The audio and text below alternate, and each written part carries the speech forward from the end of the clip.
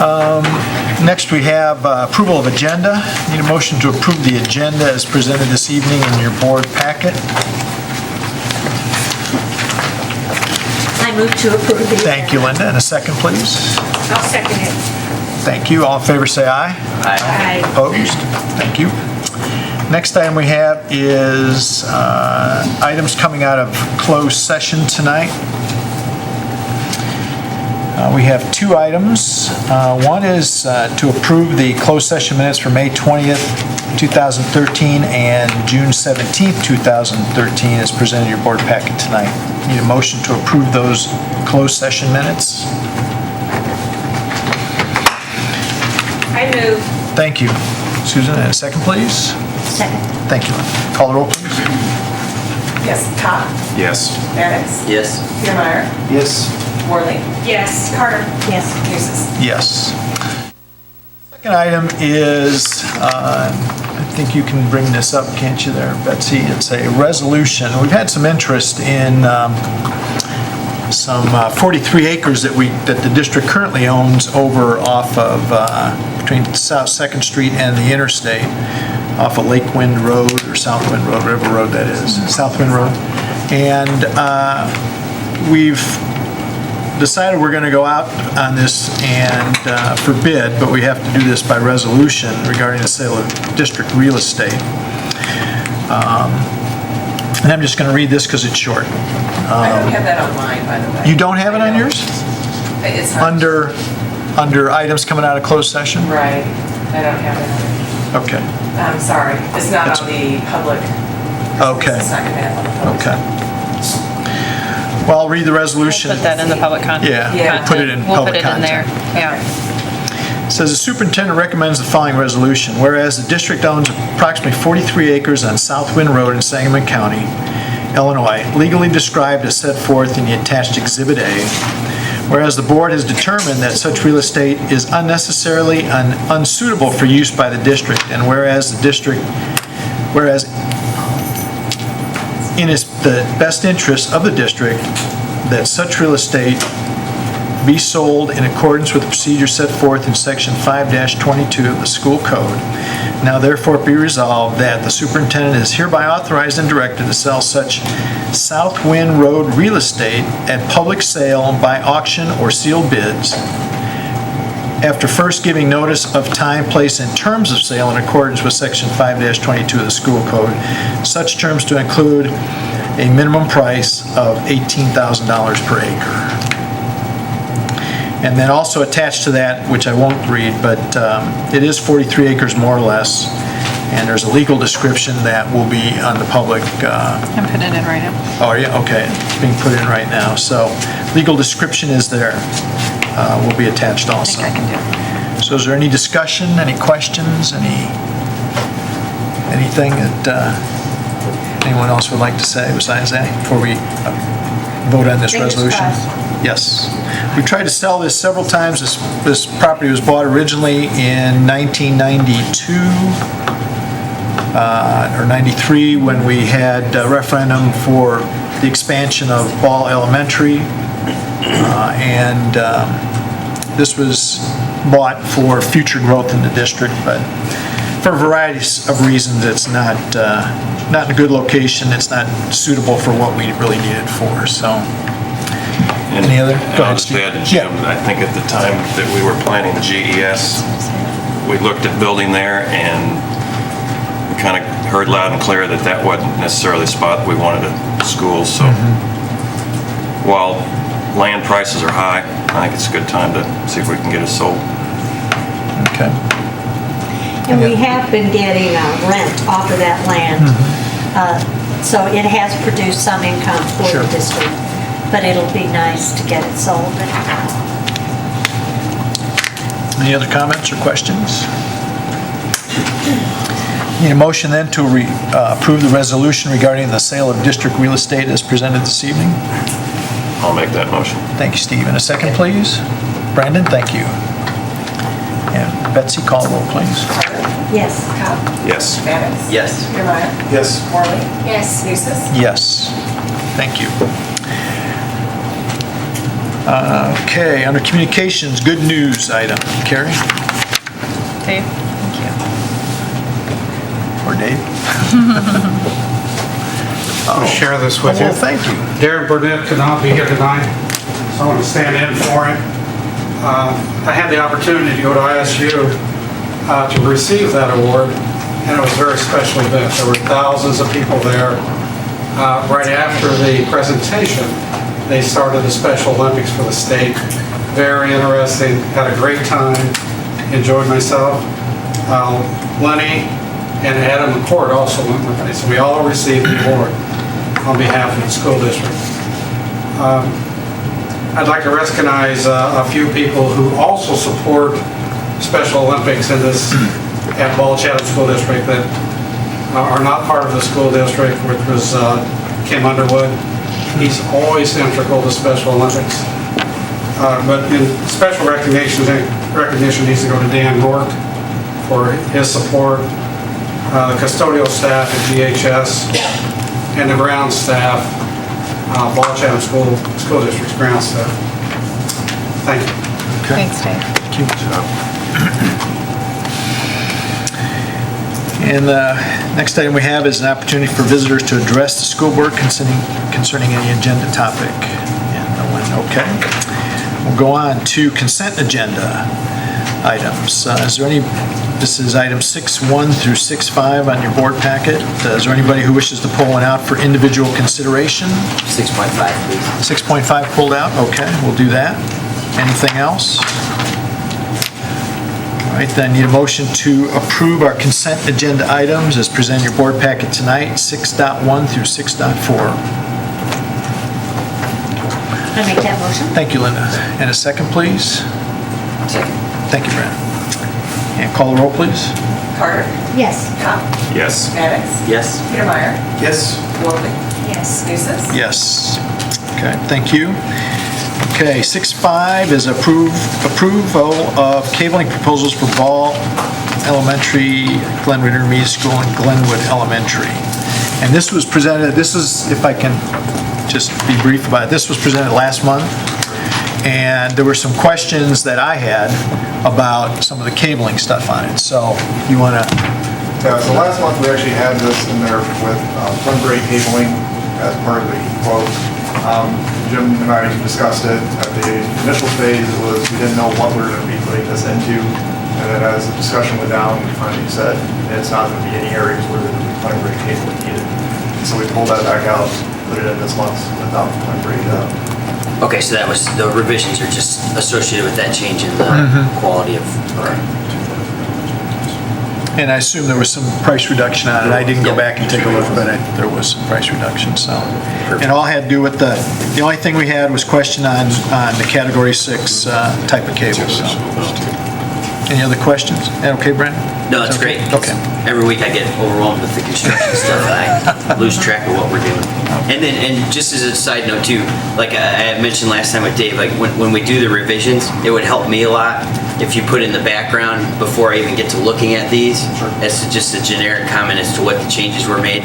It helps me out not be so confused. Absolutely. Okay. I appreciate that. Thank you. Thanks, Chad.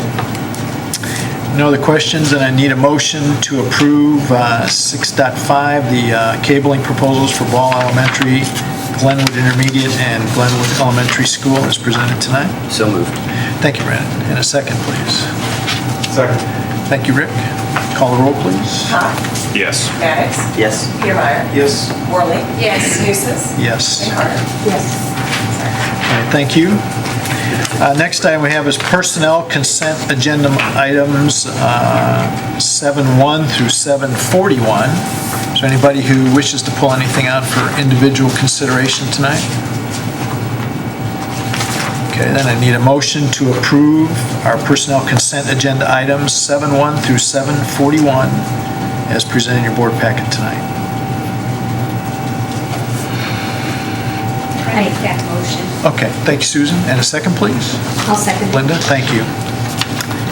And call the roll, please. Petermeyer. Yes. Worley. Yes. Carter. Yes. Cop. Yes. Maddox. Yes. And Nucis. Yes. Okay, thank you.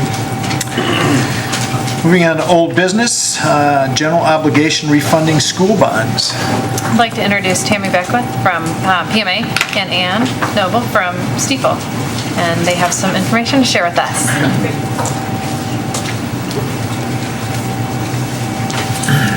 Thank you, and Tammy is here to join in the discussion as well.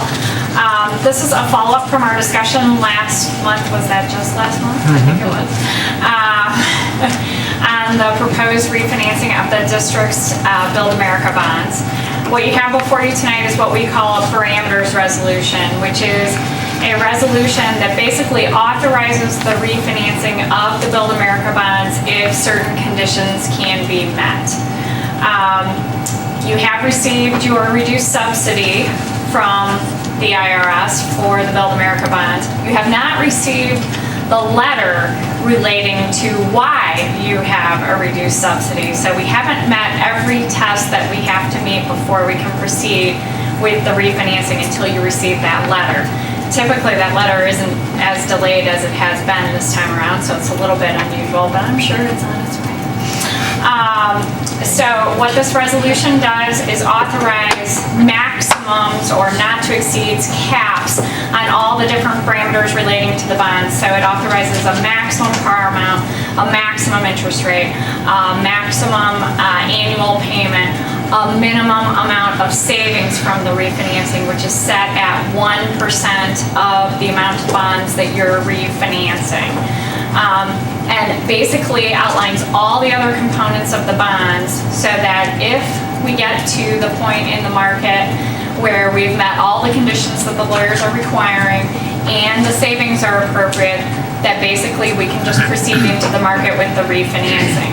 We will tell you that at this point, the market has moved a decent amount in the last 30 days, and you're not at that minimum savings threshold. So were we able to refinance tonight, even if you had your letter from the IRS, we wouldn't be selling those bonds today because we don't have sufficient savings. So you can approve this resolution tonight. It will queue up the bond refinancing and allow us to work with your administration to sell the refinancing bonds if and when the market cooperates. But right now, we're not there. And that's a change as of just... Since I was here last time. Yeah. In the last 6 weeks, we have seen over 1.25% change in municipal bond interest rates. So very dramatic movement. A good deal in response to Federal Reserve Chairman Bernanke's comments that he made over a month ago. Last week, he kind of came back and corrected himself, but the market's still acting on the old comments. So we really haven't seen a lot of swing back. We might yet. We've also had a lot of very high volume in the market, including the state of Illinois sold a huge bond issue. So the more supply you have in the bond market, rates get a little sloppy. So there are a lot of things at play right now. Right now, we would not be recommending that you proceed, but 30 days ago we would have. So that shows you how much possible movement there is. So if the board is willing to approve the resolution tonight, it'll basically just lay that groundwork that if we hit the appropriate savings levels, we'll work with the administration, and the board president would have to sign off on the final interest rates and the final savings. So there is still another cross-check before anything would be final. So I'm happy to answer any questions. There's a ton of information in this resolution. This is a 50-page resolution, which I am not going to read. It is outlined. It's up to everybody to read it. The legal requirements of the bond. Yeah. It is very similar to the one you approved when you sold the bonds. Right. It's very standard language. It's very similar to the one you sold. Or you approved earlier this year for the voter-approved bonds. Very standard provisions relating to bonds, but there are a lot of legal things that have to get outlined here. So if there's any particular thing in here you'd like to discuss, I'm happy to go through it, but I will not walk you through page by page. Otherwise, you'll be here for 3 hours. In a nutshell, what we're doing is taking a one-time refinance because of the change in structure of the program, and the savings realized should offset the support that the program is giving us. Right, exactly, yes. At least offset the support the And program. at this point, it's not doing so, but Right, right. But we want to queue it up. Patrick and I still have, your recommendation is that we still meet with S&Ps and go through that process. We have a scheduled meeting on Tuesday, and so Yeah, we Just to- still to carry kinda keep an eye on it. all that. Moving forward. yeah, just in case. Because the sequestration runs through September 30th. So, if we get sufficient market improvement, there's still, over 2 months for that. If we get past September 30th, there's a bit of some unclear legal interpretation if sequestration discontinues. If Right. bond will still let you do the refinancing after that. Okay. Because at that point, in their minds, maybe sequestration's over, so the Sure. early redemption provision Sure. isn't satisfied anymore. We're not totally sure on that. We need to get a more firm legal opinion, but if sequestration continues, this opportunity to refinance may last a lot longer. Right. So our hope is we can get something done by the end of September, but we're just Okay. gonna need to see on the market. And there's some key economic data coming out next week with the second quarter GDP and the jobs report on August 2nd. So I think that's gonna tell us Okay. quite a bit too. We'll see how the market reacts to that. So hopefully Okay. we'll get some positive momentum. Okay. It's been a very volatile summer. Right. Just, I have a question to ask you. The reference to the number was 8.8 million, if I can remember correctly. Was that the original amount that was issued, or has the district spent some money was it originally at 12? it was originally 9.5, and the Okay. district has paid off about $1 million of that. Okay. We're at 8.8, again, to sort of round up, because these all have to be not to exceed numbers. It should come in below that.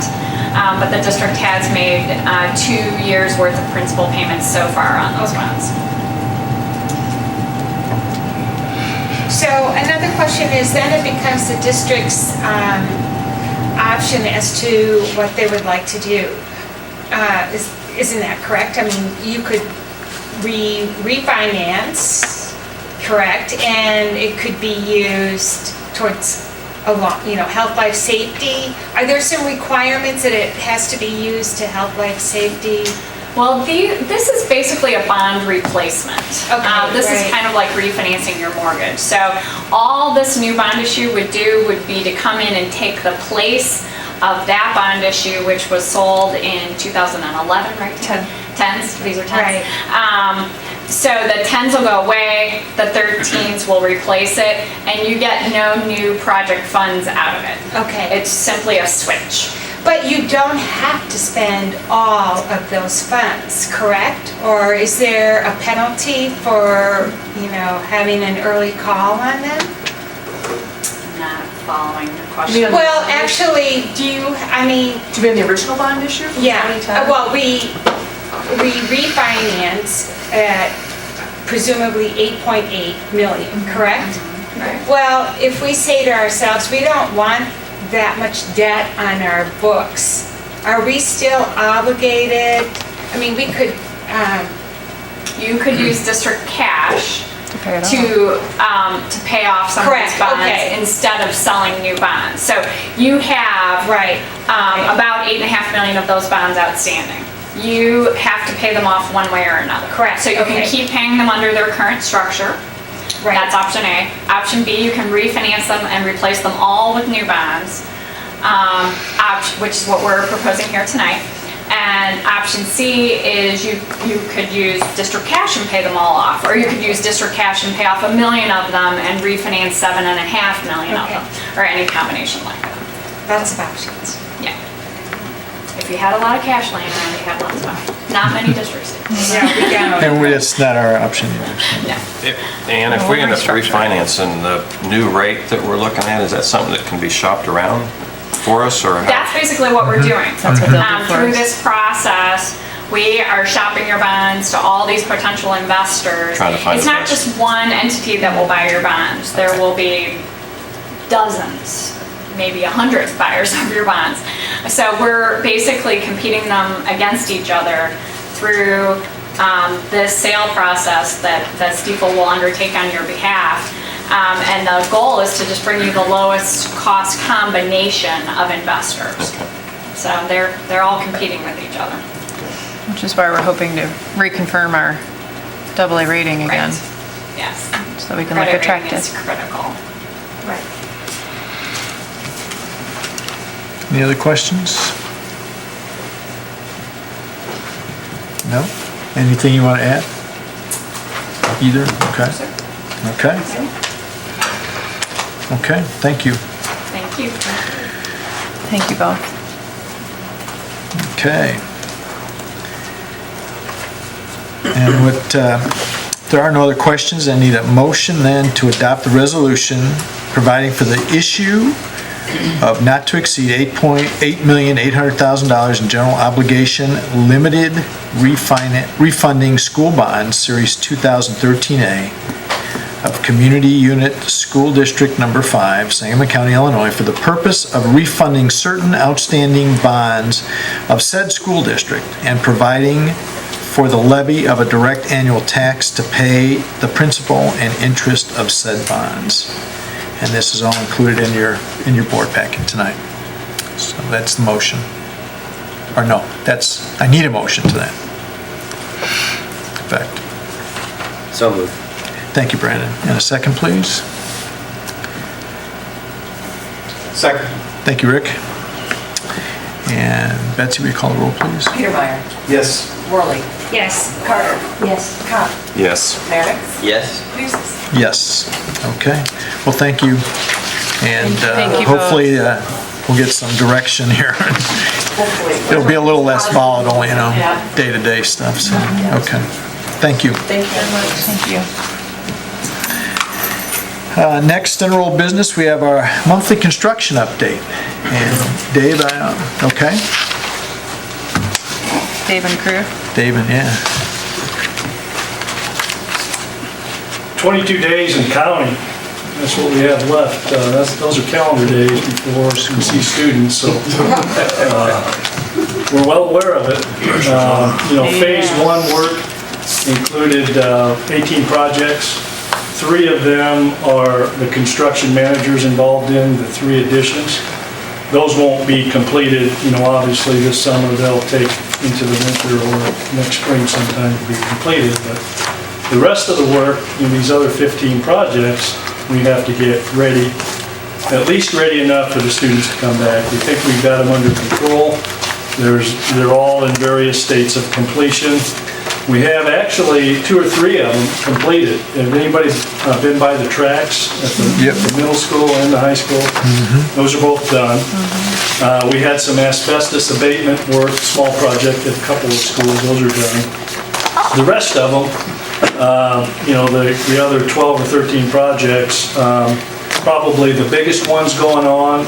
Most of the work is happening at Ball School. I think Corey in a little bit is going to talk about the additions. I won't get into those. I won't steal his thunder on that. But at Ball Elementary, the HVAC project coming right along. They're in the cleanup mode right now. They're putting ceilings back. Cleaning crews have been in there cleaning up. So we're confident that we'll be there. We'll have air conditioning on when the students come back August the 14th. So. Parking lot work's kind of tailing a little bit, but it's going to finish up pretty quickly. A lot of that concrete is going to be going down the end of this week, so that's going to clean up real quickly. We got enough time for... We got enough time for... As a matter of fact, we cast a lot of the concrete about a week ago Thursday.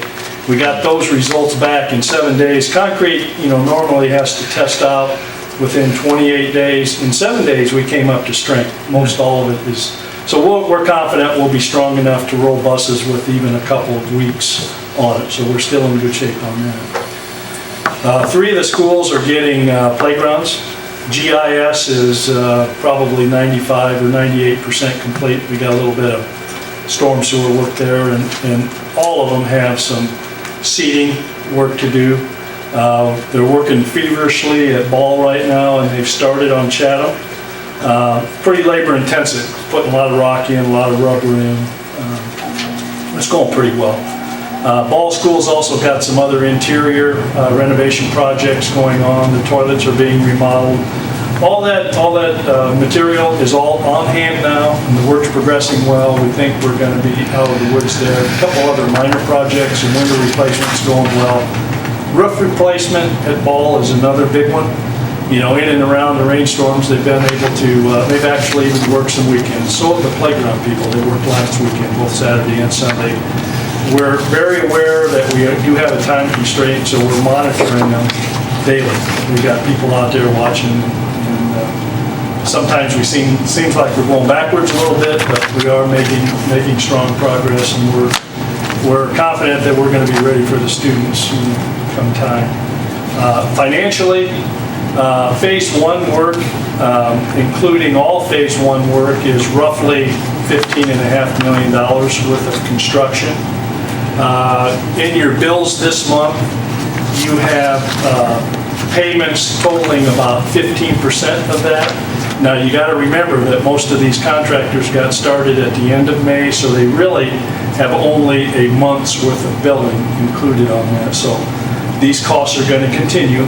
And of course, the 3 additions are going to continue monthly until next February or March or thereabouts. So construction changes-wise, we are calculated that we are about 0.25%. We're doing real well on that. We plugged in a contingency of about 5%. I know on the construction manager projects, the additions, the larger projects, we're carrying a little bit more than that. But we haven't dipped into it significantly less, so we're trying to hold the line on that and working with Dave and trying to make that happen. So that's really kind of where we are. Obviously, that's 22 calendar days, 16 working days. So all the contractors are well aware that they may have to put in some extra time, but we're bound and determined we're going to have them open. Chatham Elementary, the bathrooms, the gymnasium bathrooms, those were the ones that had the leak, that those bathrooms had to be shut down at the end of last school year for a month or two. We got going on those late, we bid them late, it became actually an emergency project, but we're going to come real close on those too. If we're not done, I think all the finishes will be done, completed in both the rooms, and we may be waiting on delivery of some plumbing fixtures or something that are still yet to come in, but we're working hard, to get it ready for everybody. We think it's going to happen. So. I have a 7-year-old granddaughter who says, does Grandma know Ball Elementary is a hot mess? And is it going to be ready for me for 2nd grade? So I'm going to tell her it's coming along. It looks like a hot mess, but it's coming along. If you walk through it right now, you would think I'm crazy, but we can tell, we can see the progress, and we think we're going to be in good shape. I was by Ball today and later on to see, before I came over here, and they're about 2/3 of the way done with the black part of that playground and the big playground. And That's a huge playground. It is, it is. They worked all weekend on that. Did they? Looks good. And they've got Amerons out there doing some electrical stuff. We had a little set. Somebody hit something. We went backwards. Somebody dig something up. The same people that are putting in the playground equipment took their auger and was drilling a post hole. They hit a wire they shouldn't have. Julie is the joint utility locating service that everybody's supposed to call. They were called, a month ago or whenever, and actually the call was refreshed. If you don't dig within 2 weeks, you're supposed to recall them. So the call was refreshed, and for whatever reason, there's some kind of a difficulty in claiming the utility service on that site. There's 3 different power companies that have power poles right on the corner out there. Nobody seems to know. Finally, we figured out that Ameren, it is, you do pay Ameren for your service out there. So as of, Dave and I were out there at 3:30 today. As of that time, things were getting Ameren's out there now. They were out there at 5 o'clock when I was out there, so. That happened probably this morning at 11:15. So that was the main power for that whole building. So we shut the whole building down. We had 16 cleaning crew out there cleaning the building. We had to send those home. So today we kind of went backwards a little bit. We're hoping tomorrow's going to be a better day. So. So nice. He's so relaxed. Yeah, yeah, so, yeah, and I walked around and just the concrete work looks good. We still have that problem at the corner. It looked like they're, with the elevation stuff. They got concrete that elevation. worked out. Did they? They got Okay. that worked out. And as a matter of fact, we had to get the county involved in the two approaches. Right. The new east approach that goes out to Old 66, they've been regrading the ditch work along there. And there's been an issue with drainage in that area, and we discussed with them. We had to fill out some forms, and we think we've got a resolution to that. There's also a request, we're supposed to be putting in another culvert along New City, which is an emergency escape for the students coming out of the school in a crisis situation so that they can evacuate over to the church next door. Right now, there's some question in the county's mind why we want to do that and what else we need to do short of all. The intent is just to provide a grassy area so that the students can walk across the ditch, because there's a pretty significant ditch along New City. So we're going to work through that with them. They may be thinking we need to have a crosswalk or something. We don't want that. Hopefully it's never going to be used other than, David's, the guy's bringing in lawnmowers or something like that. But so, there's always paperwork and issues that we got to fight through, so we're on top of it. Corey, you want to say anything about any more questions about, I kind of spoke to a myriad of smaller projects. There's roughly $4.5, $5 million worth of that, and there's about $10.5 million worth of the additions, for a total of about $15.5 million in phase one. So gives you an idea where we are. All right, well, I'll go ahead and start with Ball addition. This last month, we've torn down the addition. I'm assuming you've all seen that. We've stepped back after the machine took the majority of the building down. We did a lot of hand demo because we're putting up against the existing buildings, and a lot of hand demo need to be worked, a lot of saw cutting. So it looks like it's not progressing as fast as it came down, but we are making progress. This week we're going to start filling in the basement and start footings hopefully next week, and then from there it'll go up. Over at Glenwood Intermediate, we had some, we'll start on the roof of the existing building. We had some roof abatement, asbestos that had to be taken out, and we were able to get that taken out, as well as the roofing contractor under us was to temporary it back in until we go up with the rest of the building and then tie it all back together. We also had some interior roof drains that were put in. The ceilings are down in there now, but they'll be put back up before school starts. Never know they were even in there. As far as the addition, we're working towards footings and foundation work right now. We've got some storm sewer utilities put in that were needed. And so, again, that one kind of looks like it's moving slow, but with weather and parts and pieces, we're going to start coming out of the ground within this next month. And then over at Glenwood Elementary, we're progressing very well over there. All the foundations are in for the additions. We've actually started some block work.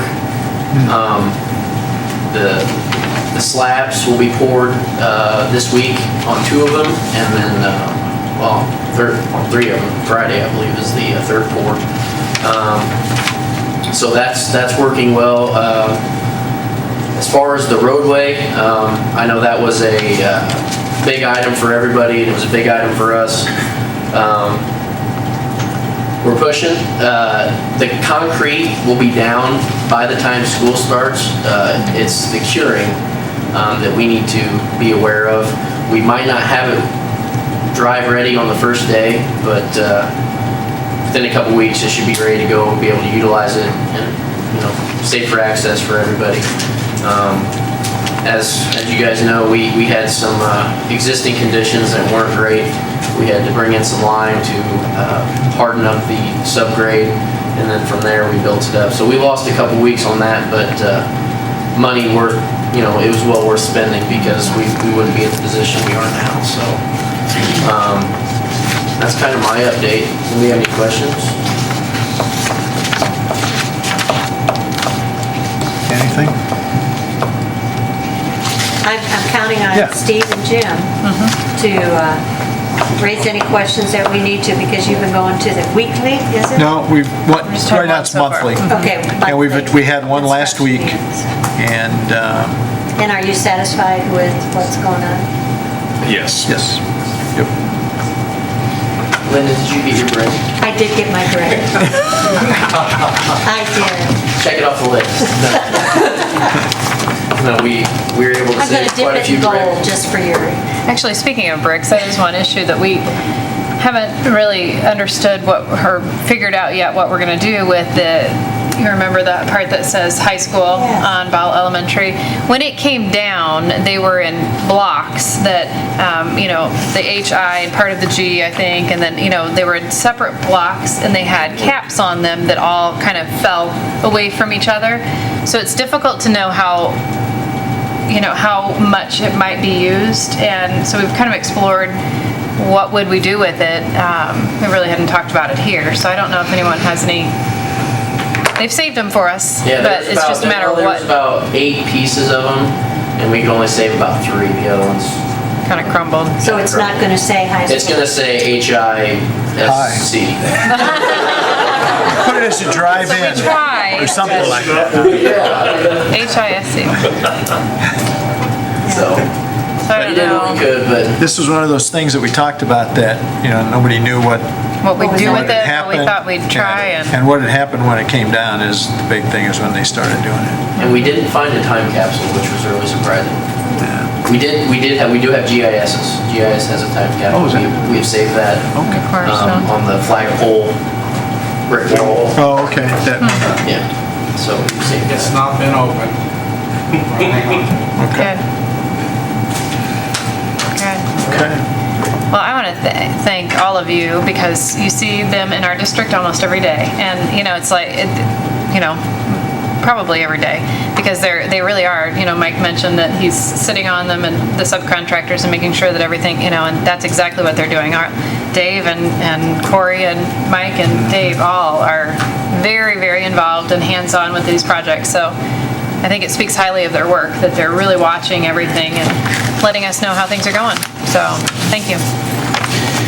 And just so the board understands too, what Steve and I are working from, and what was put together actually by Mike and Corey is when we did that, we're working off a spreadsheet here right now, which will be filled in on a monthly basis. And we have there's a couple of columns that kind of work together. There's a column here for pre-bid project budget, estimated, and then the total with everything in it. And then that one relates to what actual post-bid project costs were as it came in on the bid. And then we've got another one, construction bid amount, and then contractor payments processed. And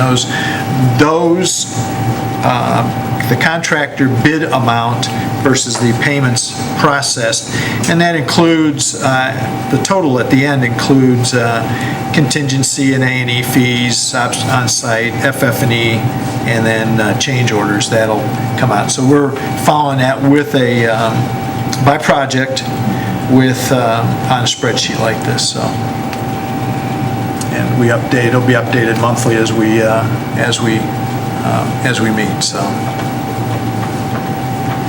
anything else, Steve, you want to add? I'll just add that since a lot of you guys are part of our district also, you understand the importance of getting stuff done on time, and that's kind of our goal right now, so.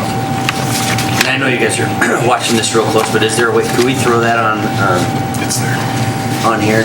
It is in library. We're Actually, just going to yes. keep them all in there. All over, okay. What we decided- Under yeah. construction updates, 2013-14. I've never gotten it. Yep.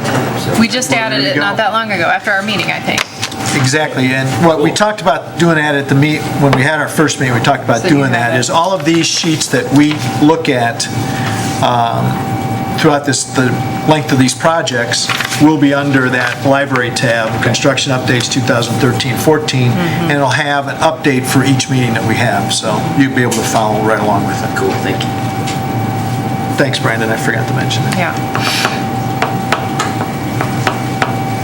Very good. Thank you. Any other questions or comments?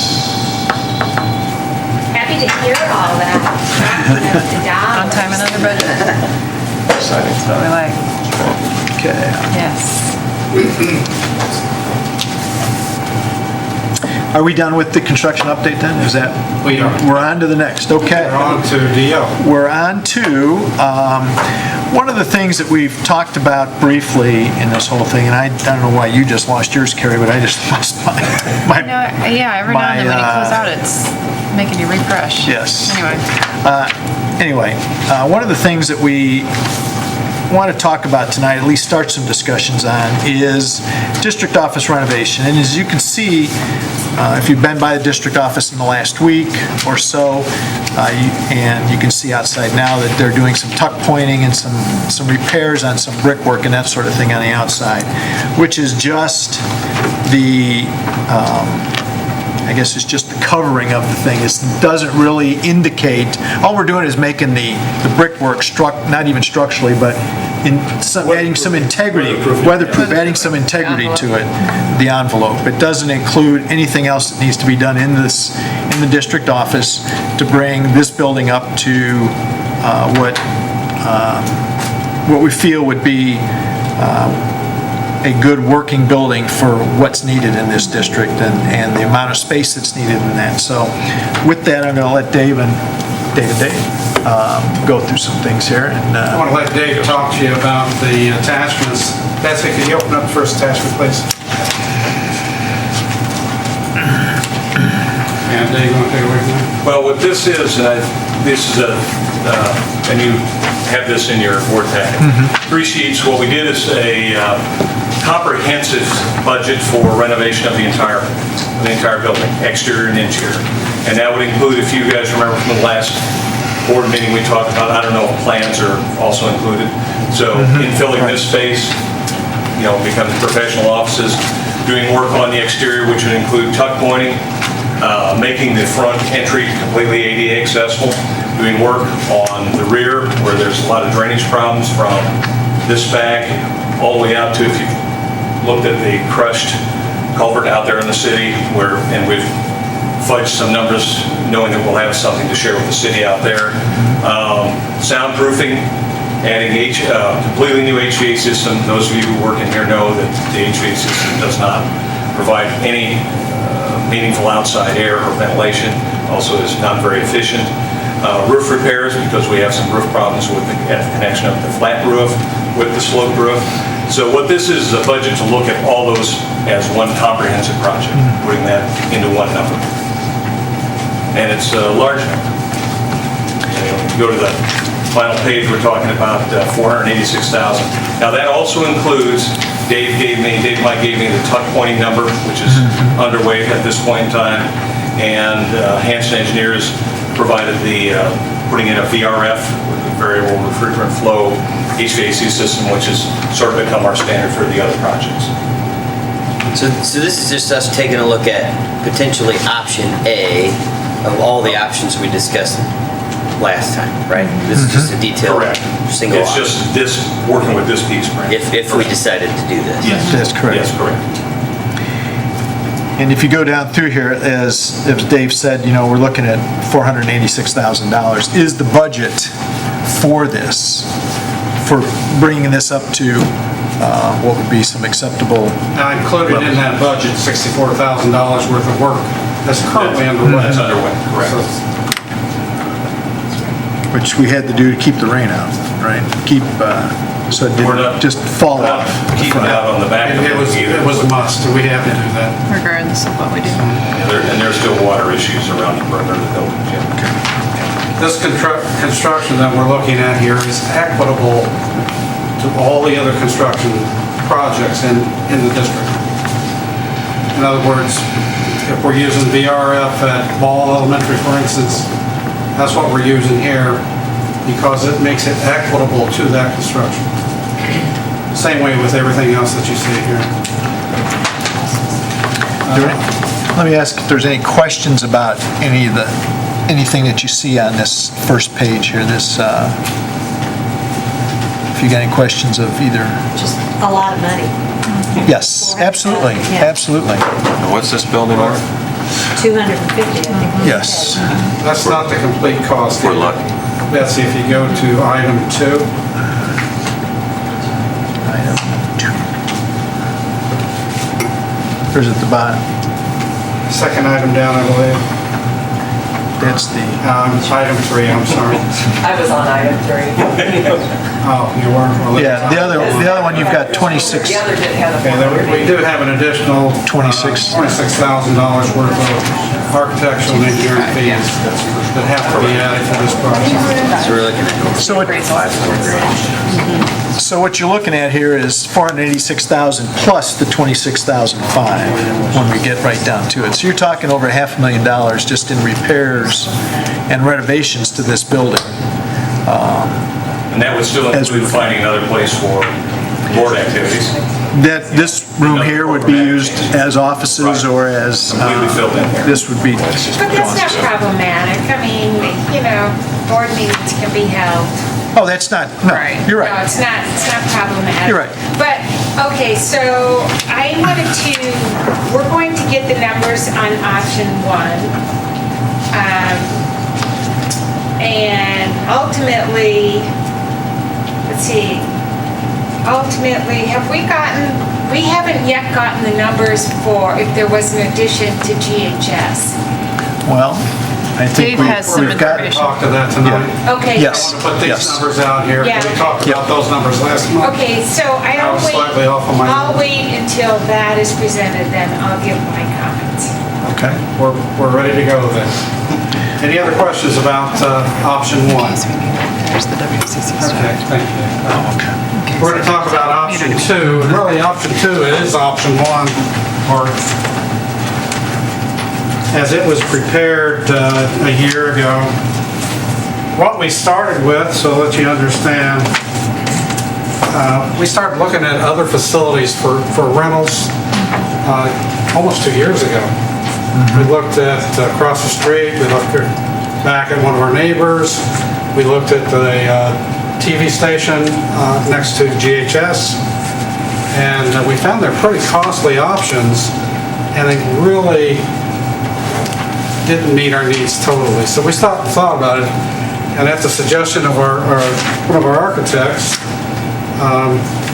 we started looking at what we were preparing to do at the high school. And originally, 5 years ago, the plan was to add 2 levels of space to the high school. Well, in looking at that realistically, that brings us up to over 2,200 kids just at the high school. And when you get to 2,200 kids, you got to be thinking about you're going to be in Class 8A participation. And there are no Class 8A schools in this area, so we'd be traveling to East St. Louis, Quincy. Our travel time would be horrendous. Chicago area. So we said, okay, that doesn't make sense. Let's back it off. So we went to 1 level. At 1 level, that's 1,850 kids. That's going to push us up from 6A to almost 7A, and perhaps 7A by the time we get it built and filled. But by that time, other schools will probably be at the same level. So we said, okay, well, that made sense. With that, we had 4 classrooms here that we had planned on that we no longer needed. So at the suggestion of Mike Zeller, knowing that we were looking for a place for a district office, we said, what about a little bump out, green, for the district office? And I started thinking about that, and that made a whole lot of sense when I started thinking about how I've got to fund repairs in this building.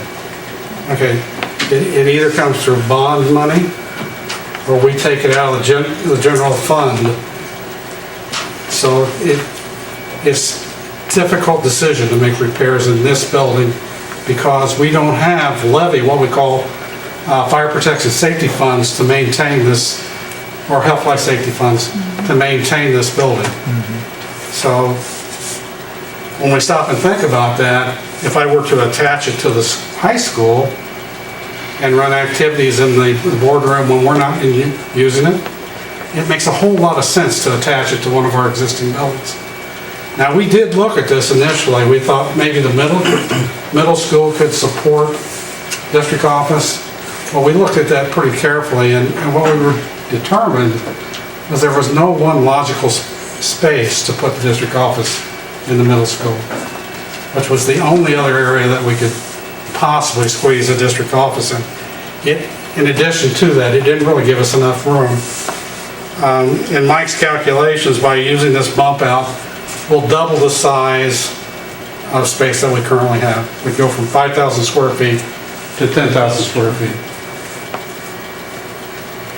In addition to that, of course, we've got the O&M coverage of health life safety funds to help support the maintenance. Our O&M costs are shared by the building, okay, because we're attached.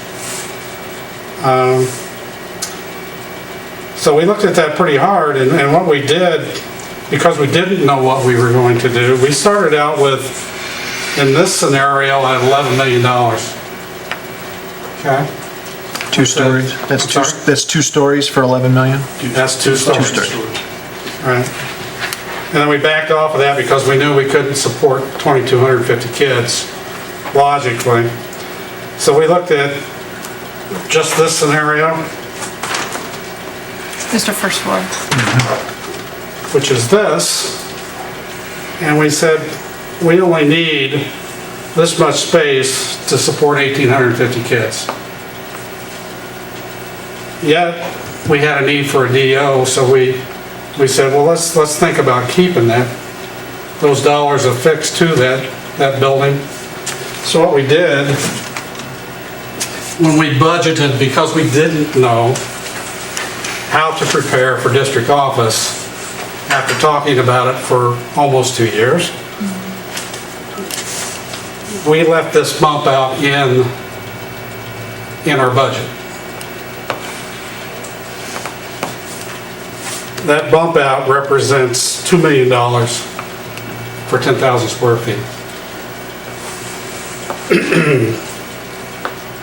Originally, we budgeted just for this space here, plus these 4 classrooms, at $6.5 million.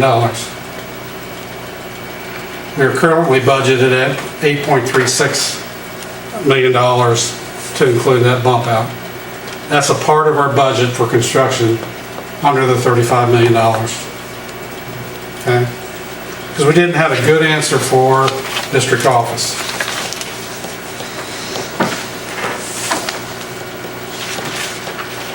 So that keeps us in budget, under budget actually, because we'll be at about $33.5 million with the current plans that we have for construction.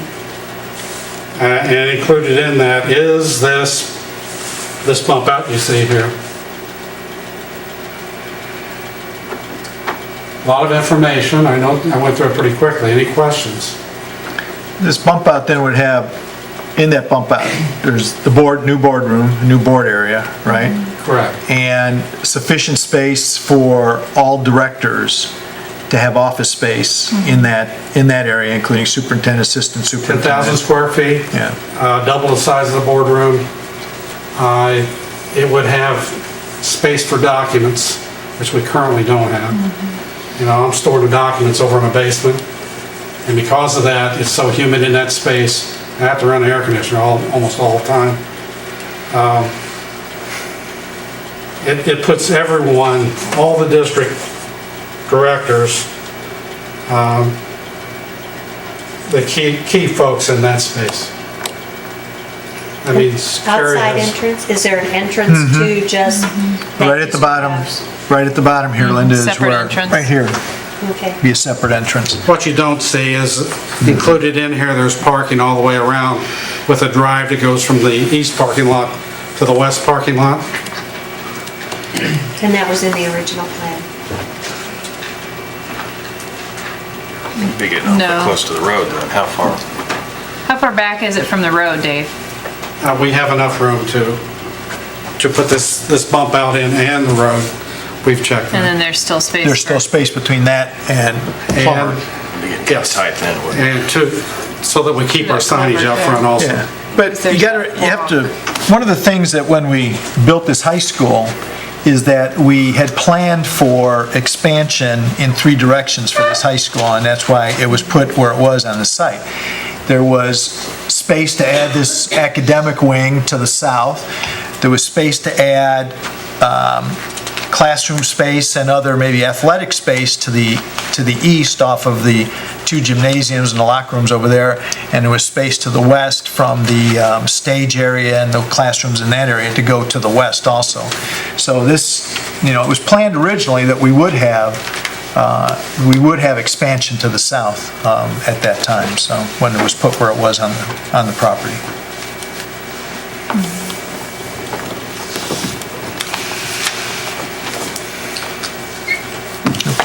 Questions? $2 million, huh? Well, that's at the current construction costs, yes. Kind of makes the WSCC thing look more attractive, don't it? Well, that sounds like a lot of money, Steve, but if you stop and think what we were prepared to pay the TV station, I mean, that was close to $1 million. It was 1.275. And we were sharing a facility that we really didn't have much control over. And all the O&M came out of pocket, not out of fire protection safety funding. That's a big item for me. Can you If come I up could with, if I have that nickel money available to me to help offset cost of maintenance, think about it. I've got $500,000 I gotta spend on this building. Had I not had bond money, what would I do? I'd have to come with my hat in hand and say, well, we're gonna have to go out for bonds, or we're gonna have to take it out of the general fund. I got a roof that's leaking now. I repaired it 5 years ago. Under this plan we're talking about, I gotta repair it again, because at the end of 5 years, I only put a 5-year repair on it. can you put together, as we look at these options, can you put together more comprehensively, not only what the construction costs are gonna be, but what your operational costs that you're discussing right now are gonna be? So that, because what I wanted, because when I go out into the public and I talk to somebody about, well, we could remodel for 500 grand or build new for 2 million, they're gonna go, remodel for 500 grand.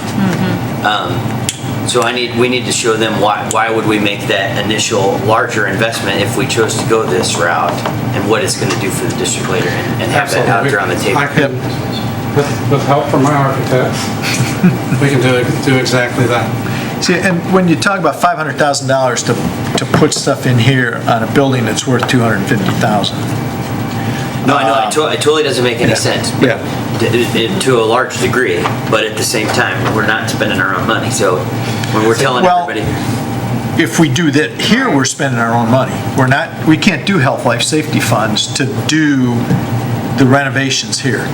We cannot use referendum money. Taxpayer. Oh, I got you. We cannot use referendum Spending money. $500,000 out of bond money. Well, it's all their money anyway. It's still our money, Whether it's regardless. It's our money, but do we have $500,000 that's laying around waiting to remodel this building? Gotcha. Actually, I'd like to make the correction. It's actually the taxpayers' money. Absolutely, it is taxpayer. It's not our money. No, I mean, it's our as collective, I think, is what Correct. people are talking about. District money. District money. Okay, And it's I taxpayer. have a question to ask you. This is the multi-phase plan 2020. It makes a state now, these numbers I know are old, but I'm trying to figure this out. The original amount included in this schedule was 9.36 million. And it said 30 classrooms. Now you're bumping that down from 30 to what number? To 21. Okay, And, to 21. and originally, the plan was for how many, Mike? How many did we I think we had 30 on 2 levels. Correct. But you're not gonna have 21 And then now. there was 14 or 15, I think, because we had a larger space in there, I think, that we being carved out too. I can't remember exactly, but I think it's somewhere around 14 or 15 days. But now you're going to look at 12, right? Under this scenario, to be 12 Because classrooms? the boardroom. Well, if you just look at Dave, where Dave's hand is at the top there, there's 3 on each, in each section, and there's four sections of it, so you've got 12 classrooms right there. So, Our argument was 30 was never needed. We don't have the commons there. So, okay. Correct. And I'd like to speak to that document. Or you're the looking at. gymnasium. Yeah, okay, you go ahead, I know. It's an old document. It is. And it was a guesstimate. 700. Correct, okay. There really wasn't Correct. any of this to look at. Exactly. Once we start putting this together, the numbers start to harden up. Correct, okay. So the reduction in classrooms, what is X? Tell me what that X is from originally. 30 to 12. Is it 30 to 12? I think the boardroom in the Yeah, plan that 28. we were showing. Yeah, 28. The boardroom that took up some space, Okay. some of the classroom space, more than that. So, 28 to 12? or- 12. yeah, 12, I think it probably got down to 12.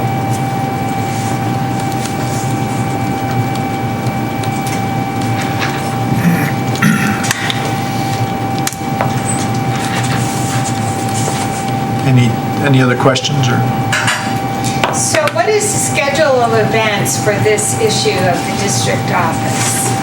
Jim?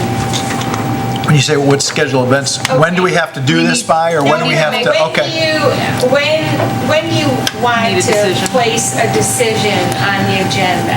Well, we have to have a decision in order, and correct me if I'm wrong, because we talked a little bit about this, but by this coming winter, we have to make a decision what we're going to do to make sure we've got enough time for architect and for bids and all that sort of thing. Is that what we're looking at? I would suggest by October. The sooner we make the decision, the sooner Absolutely. we'll be able to start in the design. Okay. And the sooner ultimately we'll be able to start construction, even if Late it's fall. before the end of the next school year. We thought about that because of the nature of the site over there. Theoretically, we might not want to start it in the middle of winter, but we could theoretically start it earlier in the spring Okay. and still have students attending school. So as soon as possible, because of the, of the construction issues that we've got and the design and that sort of thing, because we have to And you design talked everything. to about, build it even all. if we're not ready to build the classroom space, you could shell out that part. And then do the classroom space later, but add this at that point to capture current construction cost as close as we can get to current construction cost. There are ways, actually, way back 5 years ago when we started talking about the two-story addition, one of the options was one story shelled out Yeah. and one story That's right. completed even. That was kind of a hybrid That's right. approach, to That's right. trying to spread the money out a little bit. So it sounds like the preferential month is September, but October would be acceptable. As soon as possible, so that everything can kind of fall into place with this, so. And we've been kind of talking around this, as Dave said, for the last couple of years, because we looked at WSEC, but WSEC, we would have to do a build-out in there, and the terms of it, financial terms were not going to benefit the district for what we were going to get out of that. So we kind of backed off on that, and he's gone other directions, and we've gone other directions. We talked about redoing this building and expanding to the south, expanding to the west here, and that hasn't panned out either because of some cost issues. And then you get into the big issue about sharing facilities, sharing different systems at an existing facility, because that you can share the HVAC with the building, you can share all the electrical, you can share network capabilities. Utility extensions there. Yeah. Which makes a whole lot of sense. And again, sharing that O&M cost and sharing the health, life, safety cost just makes a ton of sense to me. So we're just chit-chatting, right? Yeah. We're talking. I mean, what I said last time is, obviously we need space. But I mean, I would like for us, if we're discussing stuff, to just have you guys figure out what 3 good options are, go into as much detail as you did on the office renovation, and at that point, throw it on our table. Glad to. Okay. All right, how soon? We can do more I just feel detail like next we've month. spent 2 meetings blowing smoke about this when we could just be. Well, I'd say by next month, if we have the Oh, absolutely. information. So that, as Susan said, September, we're gonna have to look at it, either make a decision in September or make a decision in Okay, we'll October. be prepared in August then. We just didn't want to spend any money on thinking about it, and because even just the Design and that sort of draft and the thing, yeah. design and all that work Well, that I they know- put into it I know it's costs. a pain, but- So we didn't want to, incur cost unless there's some interest in one option over another. And So did we spend any money on this? The renovation thing? On here? No, we haven't done any renovations here, other than what you see going on right now. On the design and preparation. The document. Dave did put the that together. preparation of the document. do we have any cost involved in that, Dave? Say that again. For Dave Leonardi's time to put together the Little bit. Yeah, we've renovation here? Yeah, we've incurred some expense for Dave. Looks like $1,350 total. Preliminary design. So the more we ask them to do, the more cost is involved. So we Well, I were mean, afraid to do too much if I were spending money though, before. I'd have spent it on the one that I thought I wanted to push, Yeah. not We the one really- I wanted to shoot down. Well, we really thought we wanted to push this at first. This was the plan renovation. at first, 'Cause we but thought, let's more, just as stay we look here. at this more and more, staying here and renovating this, because we really didn't know what, you have to look at the numbers to see what Right. it's going to be, and they had to come up with and get to that $400,000 or $500,000 Yeah. before we could really take a look at this option versus that option, Yeah, but realistically. spending $1,300, you can't, I mean, that's very well worth it. Absolutely. You know. So basically, Just we're shake looking at it 2 out. options. Yeah. $1,300 to help put the numbers together, that's nothing. Thank you. It's Well, no, nothing. and so what I'm saying is the same logic we used to look at that option, we should use the same logic here. So Absolutely. if we need to look at that detail for what option A, we need to look at that detail for We'll option. bring you 3 courses of action in August for you to ponder. Sweet. About that. And if we can get it earlier than that, we can distribute it amongst the board so that and there's any questions, we can come back to you with questions on things so that when we do discuss it at a board meeting in August, that we would at least have some other information and we'd have a chance to take a So look if we at it. give you a week to peruse the information, As soon as you can. so you have okay. Yeah. We can Yeah, do we, that. At least. Any other questions? I comment that we would probably have to spend this money regardless, because we have to see what the potential is of this building. Yes. So we're piecemealing it together, but nothing's free, right? right. Except us. Yeah, your salaries are free. I get- Oh, that's right. We won't give you a pay. You won't. Our pay's frozen, right? But that $2 million is a pretty firm number for adding on the bump out at the high school. Two. Yes. I guess Based on my, $215,000, or excuse me, $215 $215 per square foot. I'll get okay, it. so my biggest question is, I understand the efficiency and the need and all that kind of stuff, but how do we sell to the community a $2 million district office when if times don't get better, we're going to be cutting programs for students? And that's the difficult part because people don't really understand the different pots of money, that the ed fund is what pays salaries, this is a different fund, and when you're talking about capital projects and improvements in health, life, safety, it's very difficult for people to understand why that is. And the same thing is happening currently with the fact that we're adding on to our buildings, that we've sold the $35 million in referendum bonds, and we really tried to educate as much as we possibly could. When people said, well, you just sold $35 million in bonds, why are you cutting our library aids? I mean, those were questions that we did get, that, it was a difficult conversation. I think that's why we've really, when we got to that point, we thought, well, let's just stay in this building then. Let's just stay here because people won't understand why it is we need to add on.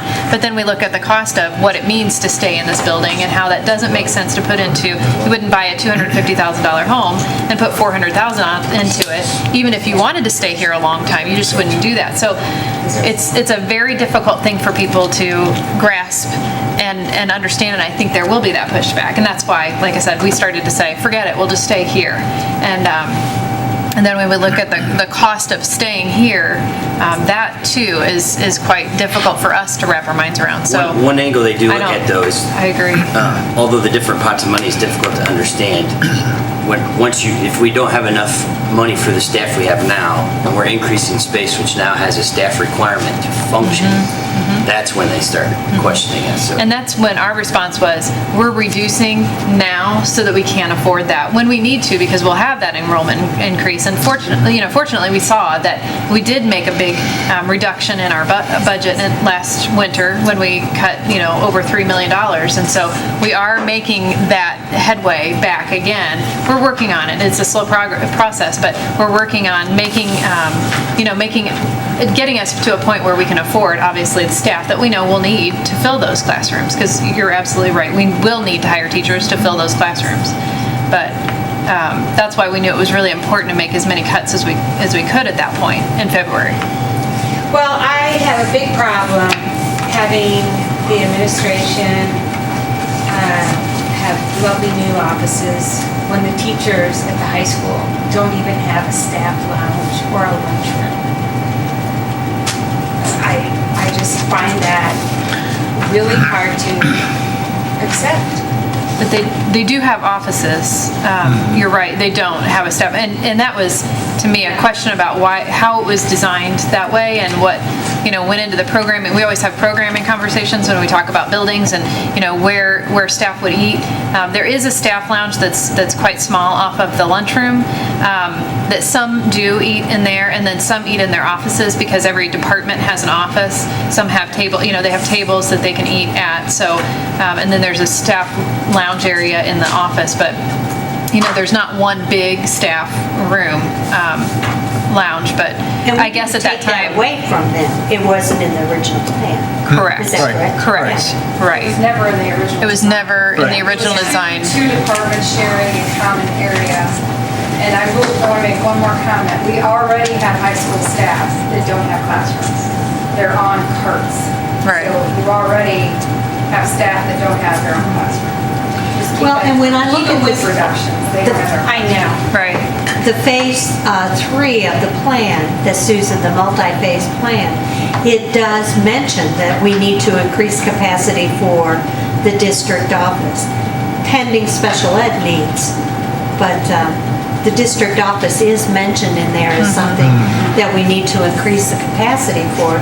So it was in the plan, I think, for the referendum, that could be one of the things that we would have to spend some of the referendum money on. And at that point, too, we had talked about, kicked around as a district, the idea of moving to the middle school and using part of that building but retrofitting the building for office space, a corner of the building for office space, and then, decided that the difficult part in that is that we would end up just wasting that money because we'd have to turn around and put it back, renovate it back to classrooms again, and all the staff time and the cost and renovation of that space just simply wasn't going to help us that And much. still not have an We'd still have an issue. Yeah, we'd still have the same problem we have today.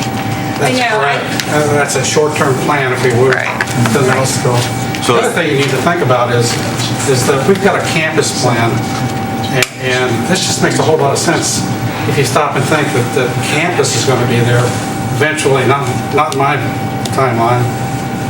There'll be a middle school there, there'll be an intermediate school there, and you'll have the district office right there in support of all that.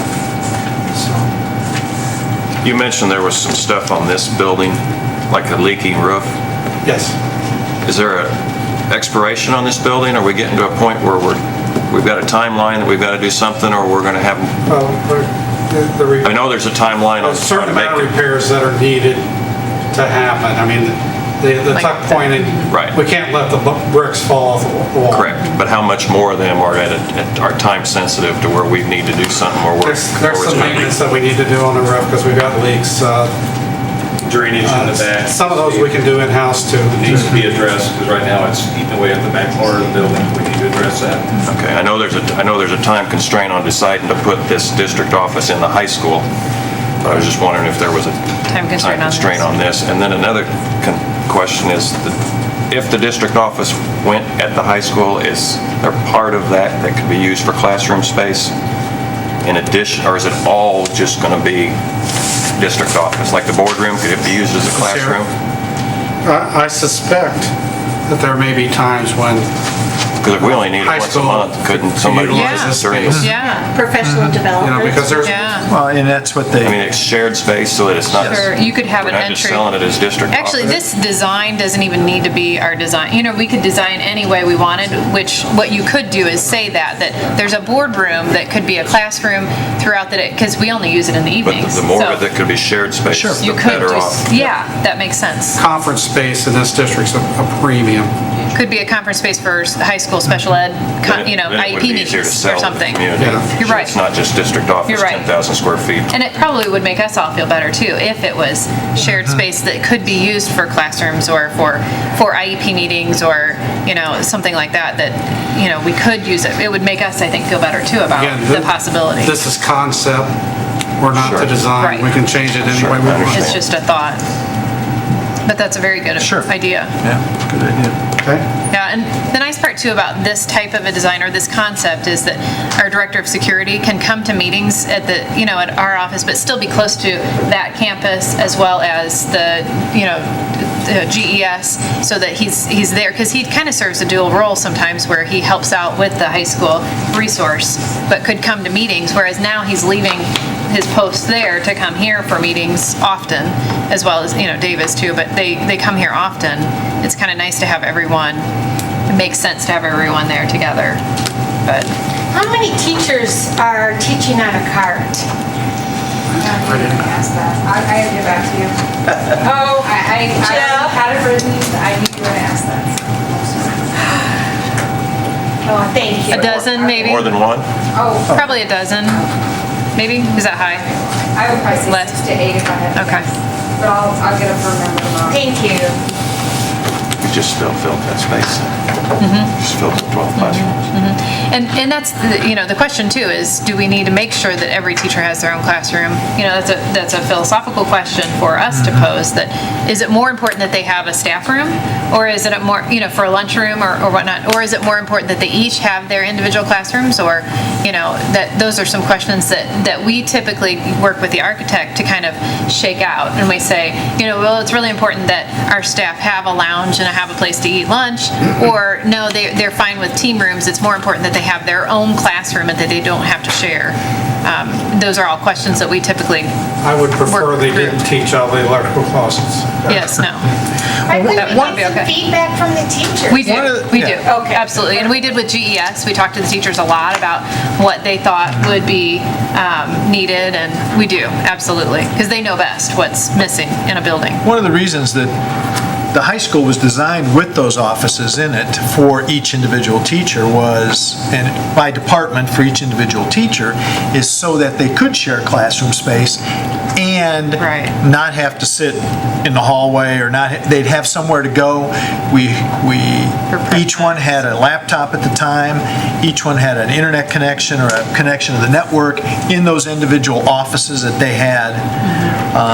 So that when we get to a point where we could not provide individual classrooms for each teacher, that they would have a place to go for preparation, that they would have a place to go for if they wanted to grade papers during the day, that sort of thing, as opposed to having a classroom that may not be used every class period during the day, because it's kind of a, you know, it's kind of a double-edged sword. You've got a classroom for every teacher, but they're not teaching a class every period.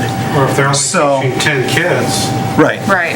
So one of the things that we're doing in the other buildings in the district, we're adding movable partitions to support those classes where they're only getting 10 kids, with the idea in mind that possibly at some point in time we need to open up to 26 kids.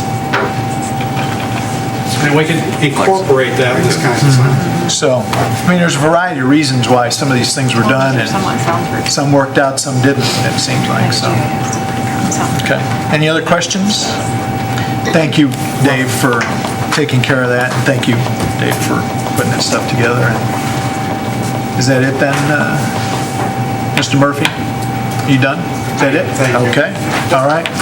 Thanks a lot, appreciate it. Our next item, number 9, financial, and we have treasurer's report and financial report. Dave, or, Just to I'm sorry. segue a little from that and just transitioning into this, given the action that you took earlier to propose to sell the land, and then just looking at rough estimates of that, plus the potential if you do decide to go the other way and move us out of this building, then eventually you would want to sell this building. Those two numbers, even just rough estimates, come out to about $1 million, and could even be more, just depending on where, of course, the land and this building go. But even a conservative number is those two combined do come to about $1 million. So just keep that in your mind as you're looking at these numbers, saying, well, a bump out is this much more, but you're about to maybe get a one-time increase of revenues of about $1 million once you sell off this building and the other land in whatever order you do it. Just to keep that out there. So it helps offset referendum dollars with actual district dollars that you have complete control over, and you get to designate which fund you want to actually put those monies into. Whether you choose to set some aside for ongoing long-term costs, but it helps you absorb the expenses of either building, whatever you decide to do. But I just want you to know that there is another $1 million or more sitting out there that isn't discussed in any of those conversations that you just had. Okay. I don't know if that helped or not, but I felt like I wanted to add it. Appreciate that. Okay. Betsy, if you want to go to if you'd open the revenues for me, please. We'll start with the revenues. So, of course, unaudited, but using the revised budget numbers, you can see by fund where we came in with revenues. And at the bottom of the page, you'll see where the state was as of June 30th, how much they had obligated payments to us. They'd actually processed and approved payments that hadn't been processed through the comptroller yet, so we had not yet received those funds in the fiscal year. And then, of course, the ongoing number, which you've seen throughout the year, the general state aid that we were entitled to by law, but actually have not received from state due to the proration from the governor. So just wanted you to have that sort of in one place. But you can see where the revenues came in, pretty much about where we budgeted for the year. Any questions on the revenues? Have you gotten any early dollars from the county? Yeah, this includes taxes that have come in through the county. We got a payment in April, and we get one in May. We get one each month from the county. And then the townships each give us until their amounts are paid in full as well. So we did receive some early tax money.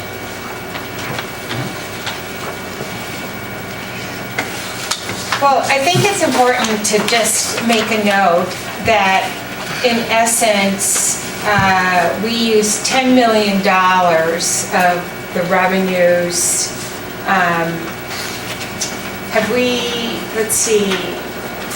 Have we gotten any revenues in July yet, Patrick? Yeah, we continue to receive money, yeah. Okay. Well, I think we need to just be realistic that at the end of the year, we're probably going to be doing the same thing, and that's using debt to pay for about $10 million worth of revenues. And I think the board needs to realize this is, this will happen, and we have to decide the comfort level of using more debt or less debt, or making greater efforts in reducing the expenditures of the school district. Okay. If you want to look at the expenses for a minute.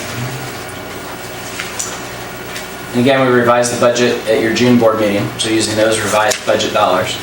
You can see the middle column is the current year-to-date expenses through June, where we came in, and by the main categories: salaries, benefits, purchase services, etc., in each of the different funds.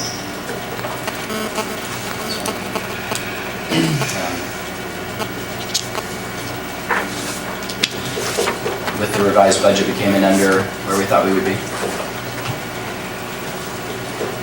Okay, and if you want to go to the fund, any questions? So on the amended budget, what did the numbers total out to be as far as I mean, the actual increase in the amended expenditures, what was the total? Do you know? Be on your, from the board agenda in June, what the numbers were. Yeah. I mean, these are the actual expenses that have hit the books and actual revenues that hit the books through the end with the budgeted numbers next to them by fund, so. Right. Well, I need to look, I'll look at the May 2003 financial statements. Okay, I'll do that. Oh, here, that's it. Okay. Okay.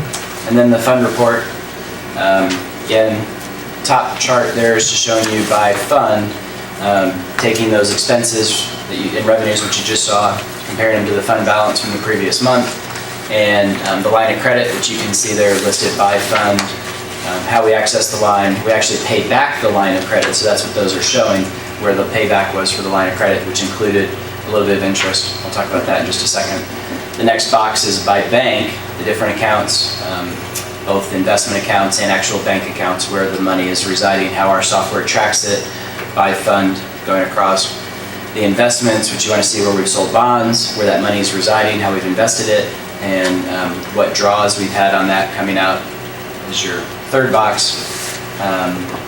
Down at the bottom kind of totals this back together for you a little bit, and then I just moved the line of credit information that I was kind of running at the top previously down to the bottom because it kind of got a little bigger. And I just wanted to be able to just show you again by date how much we drew on the line and then how much we paid back on what date and what the interest was. So it's about $2,100 in interest is what overall it cost us just to have that line of credit and keep it for about a little over 30 days on the one line and about 30 days on the other one.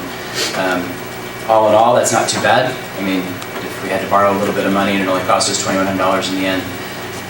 So while we certainly don't want to be in that boat, at least it wasn't a significant amount.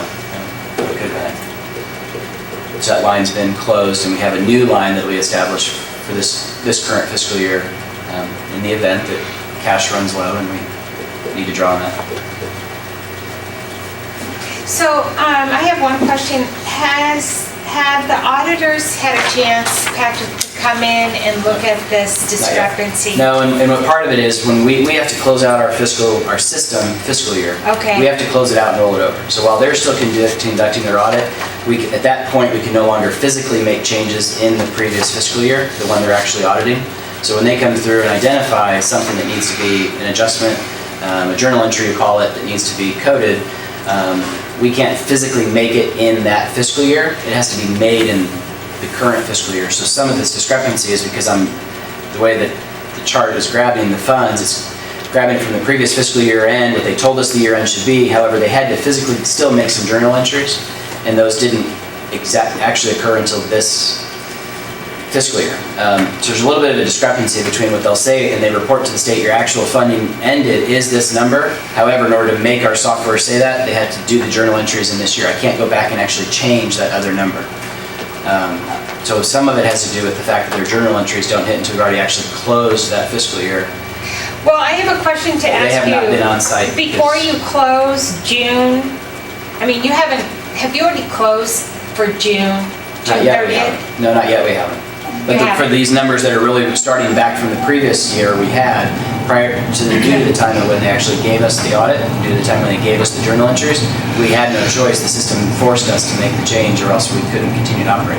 Well, I'm wondering maybe if we had to, we could leave June's books open a little bit and longer and then get the auditors in and... It was open as long as the system would allow it.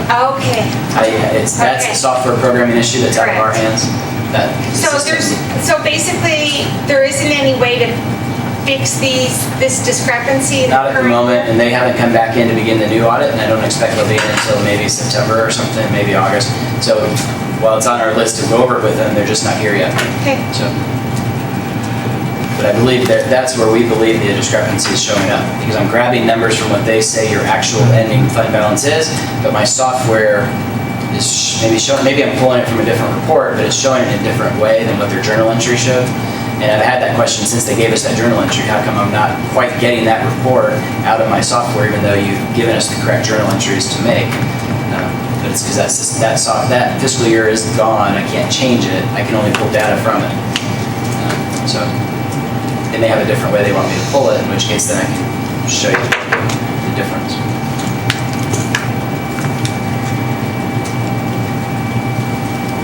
Anything else you have? Any other questions? Okay.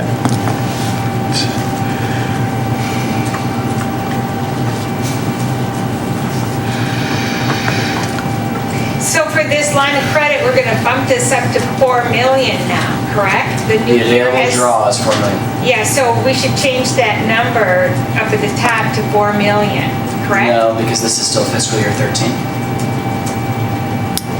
Oh, well, yeah, I mean, next month for the July. Well, right? I won't even have it on there until we actually even need to draw it, and I wouldn't expect that to be until March or April at the earliest. Okay, well, we'll just So- make a note that that's our, So you won't, the next month you'll see July, which is the first month Yeah. of the reporting period, you actually won't see any line of credit. I wouldn't put it on there just simply because we haven't made any activity on it, so I just wouldn't even show it. Any other questions or comments on expenses, revenues, and the fund report for June?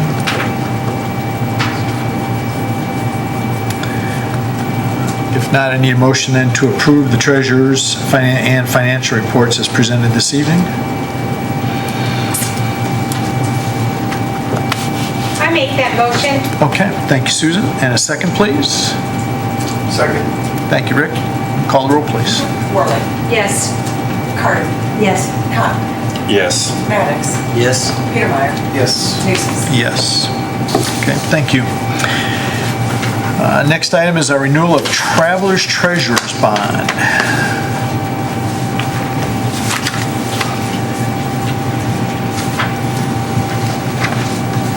This is an annual item every year. Yep. As the treasurer for the district, I have to be bonded. I'm also required to file this with the ROE, so they know you've approved it, and this is the time every year for the last several years when I approve the bonds. It's pretty much a formality. Yeah. Questions? Okay. Then need a motion then to approve the renewal of this treasurer's bond with Travelers Casualty and Surety Company of America through the Lee and O'Keefe Insurance Agency as presented this evening. Motion, please. I make that motion. Thank you, Steve, and thank you, Brandon. Call the roll, please.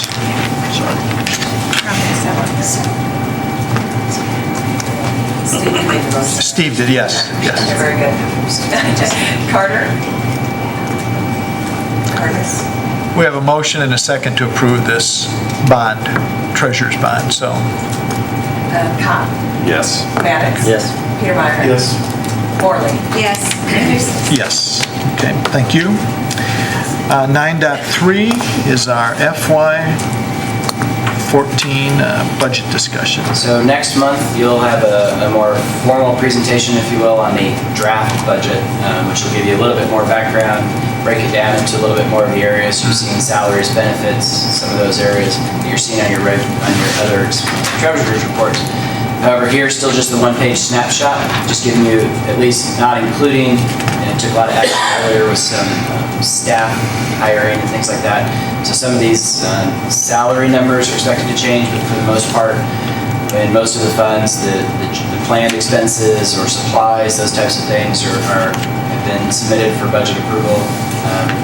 And this includes the most current estimates of expenses, knowing that salaries are still going to change even through September. They tend to change, especially with the certified staff, because they'll turn in coursework, then they'll move over on the salary schedule, and they can move several places. So some of those are still unknown. It's the best numbers we have at this point where we think where we're at. And revenues, and again, the main source, really the only change in revenues that we have control over, of course, is through the levy process and the local money that we would collect through the levy process. And this is our estimates for, I moved the operating funds up in this chart, so those who last year saw the chart, I tried to just consolidate the operating funds at the top. They're the most critical that you want to look at. They're also the ones that ISB will review to determine whether or not the deficit reduction plan or anything else is required. So we're just focusing top part on those operating funds. And again, those expenses for the operating funds that we just ended the year with, the fund balance that we ended the year with, those combined. The blue column there is your revenues projected. Of course, the main place where it's less than last year, but some have gone up. We're trying to get as much in these operating funds as we can through our levy process. And then, of course, the expenses and the possible ending fund balance. So it does show right now a green, a potential surplus there of about $272,000. There is no action tonight. This is just for information to show you where we think we're at. And then the funds at the bottom are, while the IMRF Social Security can change depending on salaries, the rest of those really just, capital projects. That's what you were talking about earlier with, the referendum dollars, the bond projects that are going on. That's all in there. It's a little bit of an estimate what we might sell bond-wise. That's on the revenue side, how many bonds we might need to sell next calendar year versus the projects we might need to pay off during that fiscal year, knowing that they overlap. So just giving you an idea across the district where our expenses and revenues are at this point in time. Certainly better than we were able to present last year. Thank you for coming in a month early to do that. I appreciate that. I just wanted to make one comment, Patrick, and it's not a reflection of, it's just an observation. It's not a reflection of your work. I get very nervous when I see that we're taking a transfer out of the non-certified pension plan, which the non-certified retired plan, to fund, to increase our revenues for the operating funds. It's a slippery slope. It's a transfer, I understand that. Well, I might want to provide a little background on that. Okay. If it helps. Yeah. We're talking about the IMRF Social Security line. This fund, years ago, way before my time and way 2 superintendents ago, had developed a surplus, and the fund generally is meant to hold just enough money to actually pay your actual costs. Okay. And the district had just managed to develop a surplus, and there's only one thing you can do with that fund, and that is pay IMRF Social Security. So the boards throughout those years had made a plan to not request through the levy additional funds and to let that fund spend down. Okay. And in the last year or so, we had to turn that ship around, and we have to actually still seek some money in that fund. And this is just the timing of, there was a year when I don't think enough funds were captured in the levy that should have been, and it ran us short in that fund, so we actually had to pay expenses in that fund. And we borrowed money from the working cash fund in order to do that. And through board action, you took authorization to do that. This is reflective of that payment back to the working cash fund that you had previously authorized. So this is the repayment of that fund, of that loan transfer from one fund to another. Okay, so this is I was looking at this as a reduction in your... Well, it's going to reduce your fund balance in that area, but it goes back into working cash.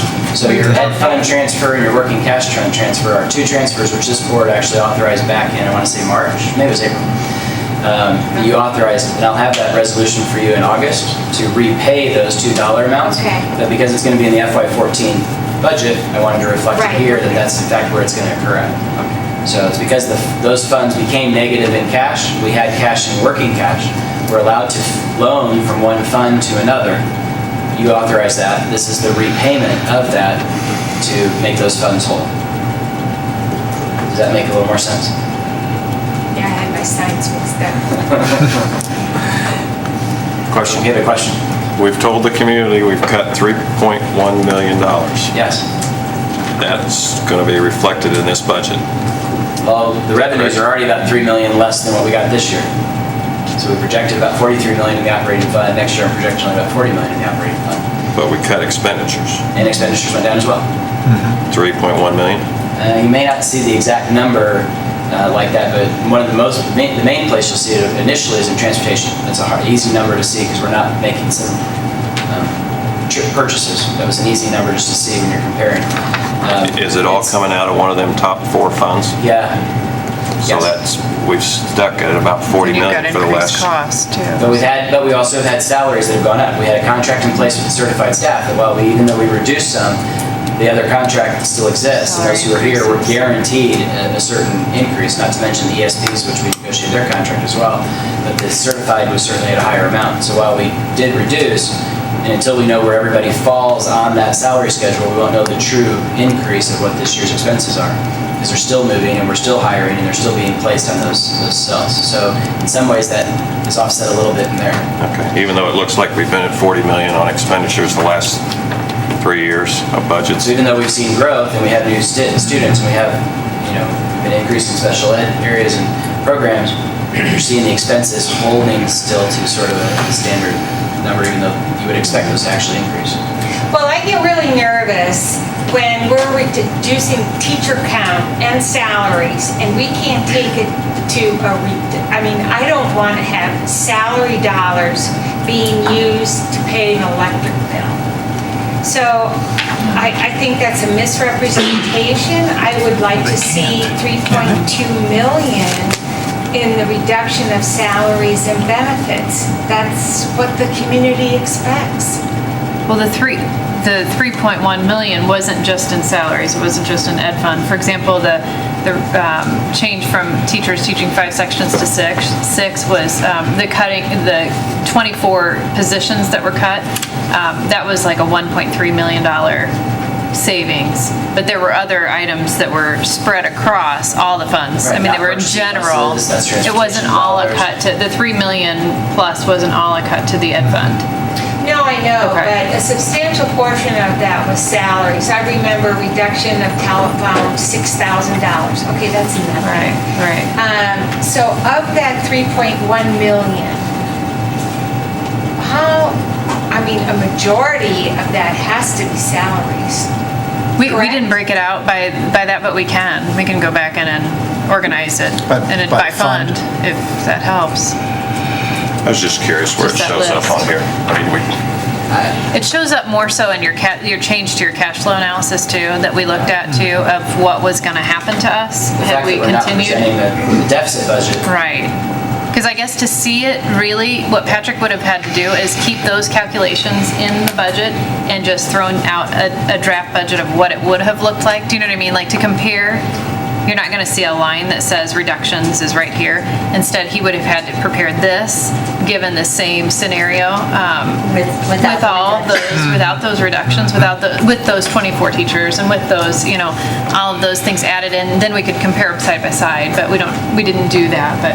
No, but I have to say, it's pretty darn easy. You can get those numbers from the audit report, or you can get your numbers from the internal report, the internal reports. So, I just get uncomfortable when I can't trace back the reduction of salaries and benefit expenses and not actually see it.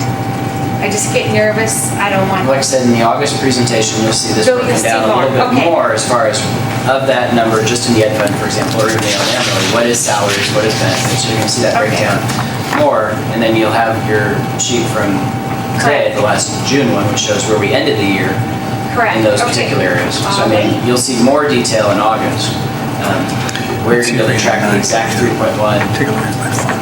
It's gonna be, That's a good idea. to be honest, it's gonna be a little difficult to see that exact difference. There's too many It doesn't variables. have to be exact, Patrick. I mean, it doesn't have to be exact. I just. You'll have more detail, I think, what you're looking for. You'll have more of that detail to see this in Okay. August, which is when it would normally go through. Well, I think if you look at it too, this 3.1, if we cut back on personnel, it's not only going to show up in the education fund, but it's going to show up in IMRF Social Security. It's going to show up in a couple of different places in there. So it's not going to be all in one fund or all in even two funds. And with transportation, I don't remember what that number was. That was in the $200,000 range, 270 or something like that. And not buying any buses for this coming year, so. And I'll add that year over year, we're dealing with a different basis because 2014 is different than 2011. Right. the expenses are higher in 2014 than they were in 2011. You expect your expenses to With the just same generally go up a little basis, bit each year, everything else sort of consistent. So some of it's Expect eaten that. up with just Right. natural increases in Right. everything that we do every Right, day. so the Paper, savings pencils. is not a lights. savings over last year's expenses, it's a savings of what we would have been spending compared to what we are going to be spending. Do you know what I mean? Like, and we should probably try to, as much as possible, educate the public that that's what it is. It's not a savings over last year's budget necessarily, it's a savings over what We would have we spent would this have year. spent had we What not this would done have these looked like Had we things. not made those changes in March, this would have been a very different picture just by that sheer nature of it. Right. Well, I'll look for the numbers, thank you. And on a positive note, this is it's a positive number, and it's different than we've been looking at in the past, and it's definitely moving in the right direction. Thank you. This is a very nice laid out schedule, thank you. Any other questions? Okay, thanks, Patrick. On to new business, network switch replacement for GHS. Chad?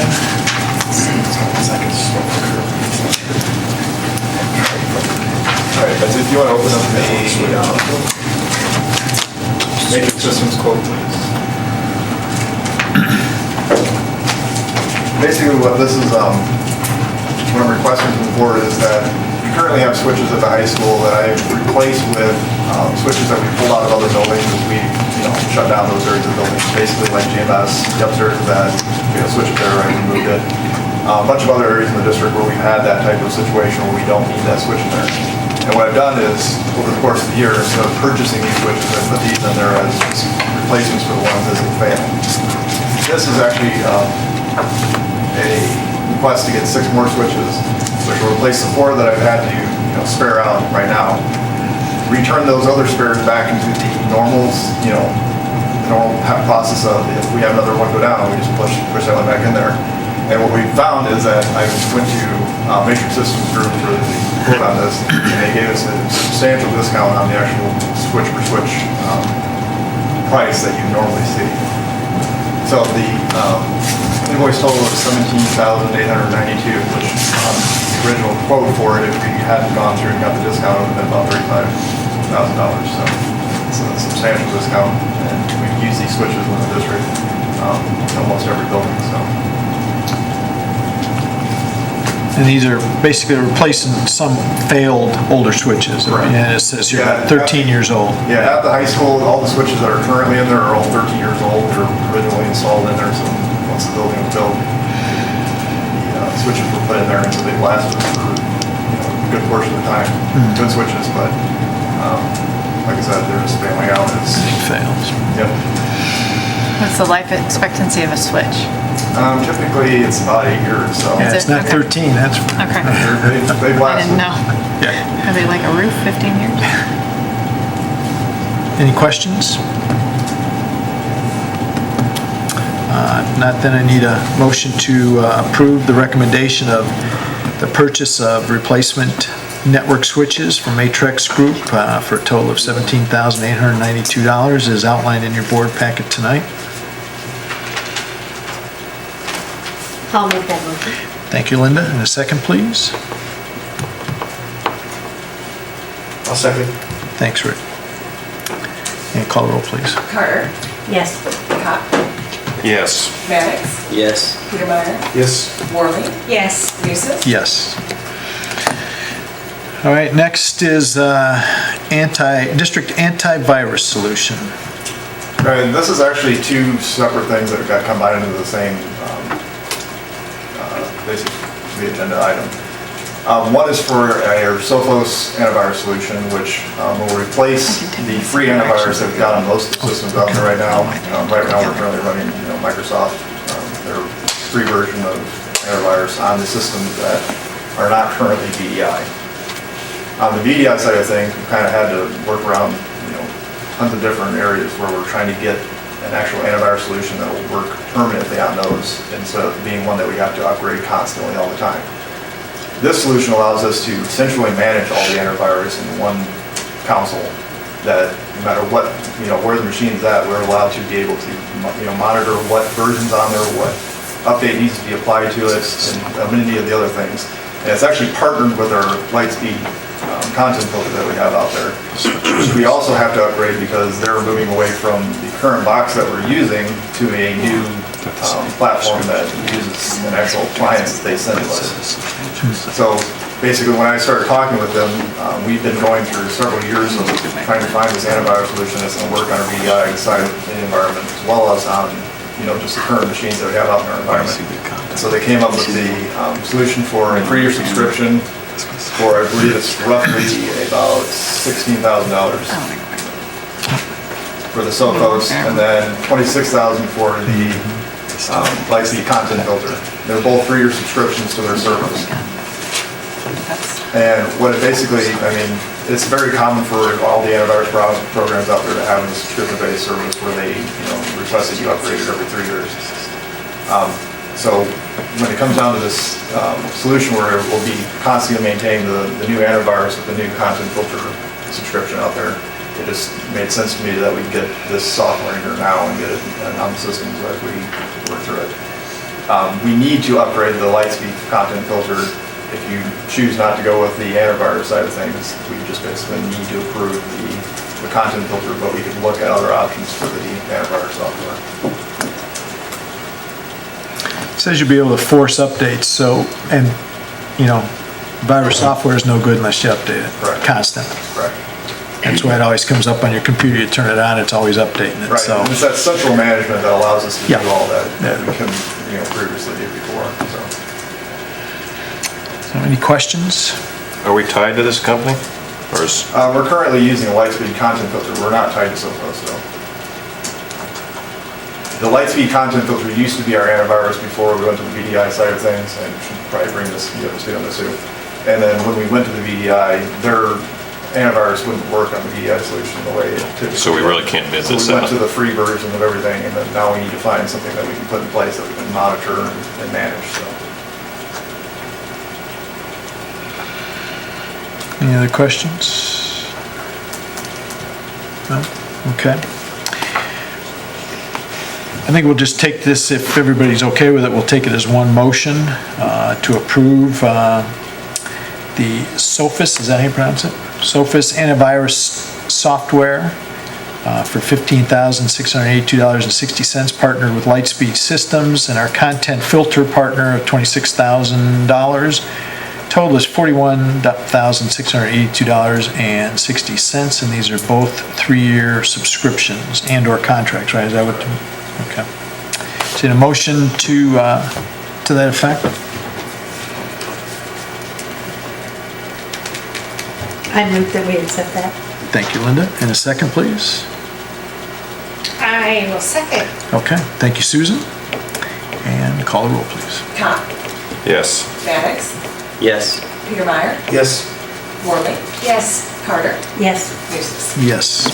Okay. Thank you. And next item is Brain Pop subscription. Correct. This is actually a software that we use at the K through 8th grade levels.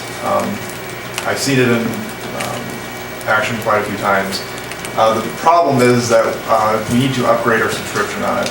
It's a 2-year subscription that we've been previously on. And the problem that came around is that we actually need to add on EBS to the subscriptions. When we were rolling along, we just kind of missed the fact that building needed to be added on the subscription service. And when you add that in, the new cost is roughly about $7,233, and it was originally about $2,000 when we first subscribed to the service. They've added some features to it, things of that sort, but I needed to bring it to your attention that it's actually a substantial increase over what we have previously been paying for it, and I know we needed to at least give you guys the ability to look at it and say. How do the teachers use Brain Pop? It is used as a quizzing software. It's also got videos that they can show the kids, and then they can immediately go to quizzes after that. It's got the ability for them to log in from home, things of that sort. It's really one of those tools that it's kind of advancing into the ability for kids to constantly have access to information. So it's a valuable resource. It follows our curriculum. It does. Well, and we told them we'd make a decision by March if we were gonna pull it, and we decided not to because we looked at the usage reports and it showed that they were off the charts. So we really do need to keep it because we're no longer buying textbooks. And we're not putting a lot of money into curriculum right now because of Common Core, so. That was my question. Is this a substitute, some substitute for buying the contents there for, instead of textbooks? How many of the teachers would you say use it percentage-wise? It's, I don't know. Because they use it on their active board. Yeah, we can give you the numbers through Yeah. their actual service, But at 75%, 80%? Oh, I I'd say 90%. Okay, At least 75% of them. okay, good. And this $7,233, that's with the 20% discount? That's correct. That's already with the discount, okay. Two-year contract? Okay, At least they won't come at the same time. Antivirus and... 2 and 3, yeah. Some solace in that, huh? Any questions? Okay, then I need a motion to, let's see, to renew the contract with Brain Pop at the K-8 level for core subject content for the total of $7,233.30, and that's a two-year total for a two-year subscription. Need a motion to that effect, please? I'll make that motion. Thank you, Rick. And a second, please? I'll second it. Thank you, Linda. And call the roll, please. Maddox, Yes. Peter Meyer, Yes. Worley, Yes. Carter, Yes. Cop, Yes. Nucis. Yes, thank you. Thanks, Chad. Thank you. We have now 10.4 through 10.7 here, which is a first reading, information only on some policy changes here of section 200, 300, 600, 700, and section 400. Jill? Well, I want to keep this brief. We have a policy team, and Susan Worley and Lisa Weitzel serve on that, and they come in and spent many hours. I send them mass emails with all the changes to preview beforehand, and then we sit down and meet on Fridays, about every other Friday at 2:30 is when we set our meetings. So I appreciate, I know Lisa's not here, but I want the minutes to reflect that I do thank her and Susan for all the time they've put in, and the directors. So policy 200, it's Board of Education, and 300 is the general school administration, 400 is the operational services, 600 is instruction, and 700 is students. A lot of this comes from the press services. We luckily have press services through the Illinois School Board Association. Some of them are because of new legislation. Some of them are just policy changes, and the fourth reason we need to change policies is because some of ours are outdated. So this is a major overhaul. One question that Susan had that was an excellent question is how, because it's massive, how will we know all of our directors and principals will be aware of the policies? And so Carrie and I have talked, and we're going to be putting a standing agenda item on all of our cabinet and directors meetings that we will cover all these and make sure that they are aware of the policies. So this is just a first reading. They've gone through the committee. If there's anything you have questions on, we can pull those and we can come back. I don't mind doing that and further explaining, but it's too massive to go one by one. We'd be here until midnight. Yes, I asked that they be copied for me, and I thought, oh, Couple pages, right? yeah, and it's like 3 inches You didn't know how tall busy they stack. were. We're still not done. Oh, We're still not wow. done. They have been busy. I would like to thank Jill and Patrick. Patrick and Jill have worked very hard to undertake this. And in case you didn't count, there are 49 of them presented in this round. And so I do want to thank them very much for their efforts. The one person that's probably missing, other than Carrie, because she reviewed section 200 and 300, Ms. Joe Hoheimer. Okay. Joe So we does do so need much work for That's us. in the minutes. Okay. that Joe Hoheimer needs to be because She she is does. the one that does all the changes and. Okay. And reviews the press and. Okay. Keeps all of us in line. Yeah. Thank you. So I do need to That's- make All of sure us. she- Absolutely. Thank you for saying that. Yeah, Is she it? does. She does. Without her, we couldn't have done this. Thank you. Absolutely. Thank you. Thanks, Joe. The questions? Any questions? This will be up for passage next month as a consent agenda item. Does IASB send these out every year? Oh, yeah. Quarterly. Quarterly, is it? Okay. Yeah, it's, Thank God it's not. There's a lot here. yeah. They just caught up with us, didn't they? Yeah, there's been a lot of changes. Okay. We'll probably have the most updated manual and same on. You know, it's Won't we, Jill? I'm glad you said that because there is a service that you can buy from the IASB that they do this for you, but you all are saving us a lot of money because It's about they do. $7,800. They, We wanted them to do it. I thought it was even more than that. $7,800. I think last year, last summer when we talked about Okay. it, I think I priced it as a. Where they'll come in and do it for you, so you guys have saved us a lot of money. We can't do that. Yeah. I know better. Where they'll have their staffers come in and review everything Yeah. for you. And then the hard part about that is that there are some policies that are our own because we've made a hybrid of something, and so you don't want to necessarily just blanketly adopt everything that they've done. So you'd have to kind of do this work anyway, on top of what they do. So thank you for saving us all that money.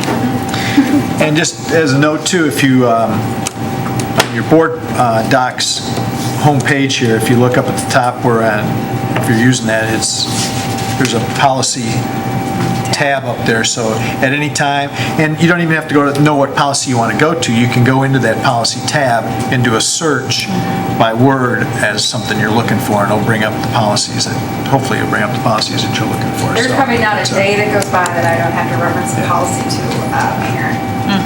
I referenced one 3 times today. Same For board here. policy. Same here, yeah. So, okay. Good work, Thank Jill. you.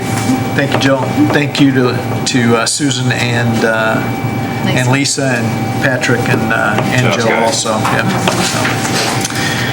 On to communications, under roundtable. Does there anybody have anything for the good of the cause? Could you clarify the status of the composition of the finance committee?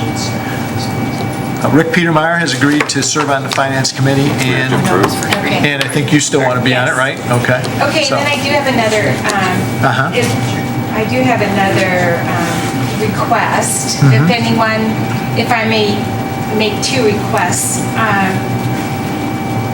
One is for the 2013-2014 year. I know that you all agreed on the budget, having a balanced budget.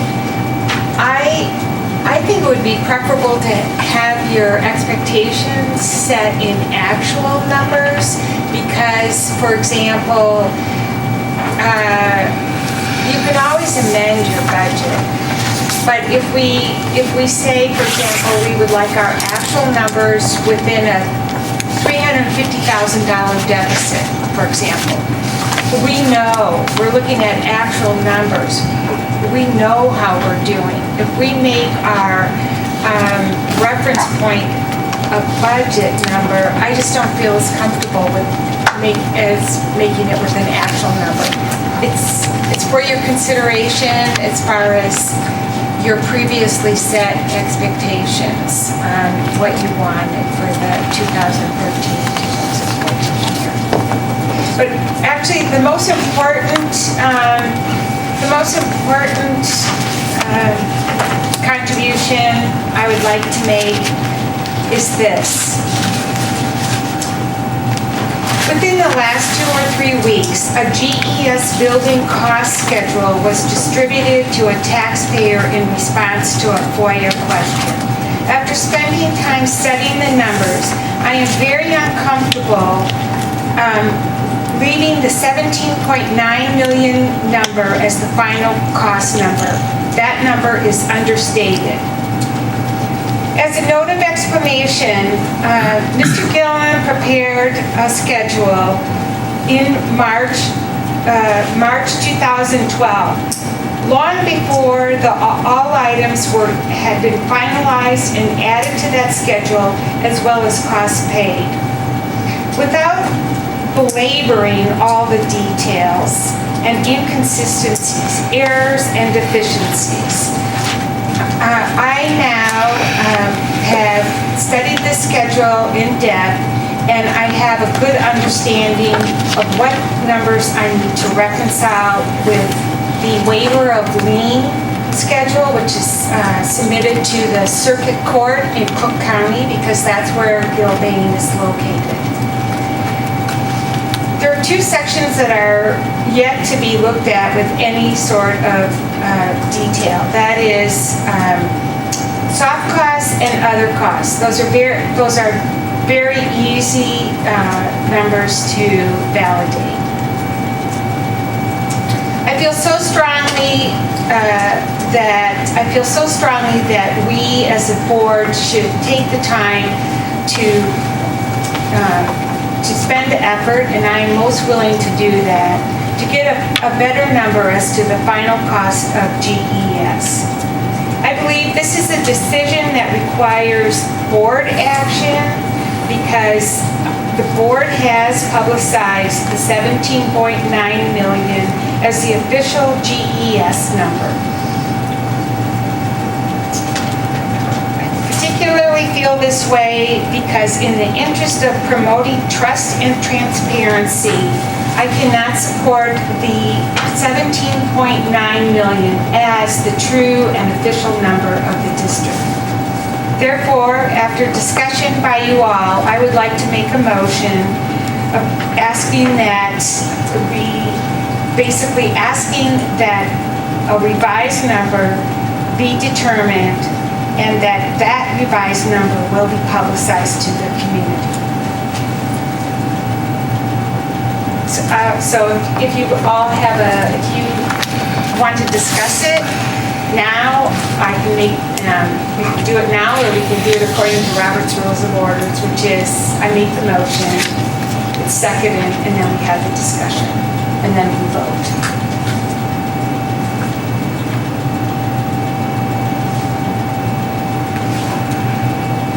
Anybody want to say anything? Okay, I'll make the motion. I have a question on rules of order. Are we under Robert's Rules of Order? That's what the board policy says. Are we getting a lot of FOIA requests, or have we gotten For that topic? For that number? Just the one? No, two. I made that request as well. Oh, right. But a FOIA request is a request for records, so we gave what we had. Right. And that's what we have. Correct. And that's what we went from, so. It's incorrect. There are some holes in it, I will attest to.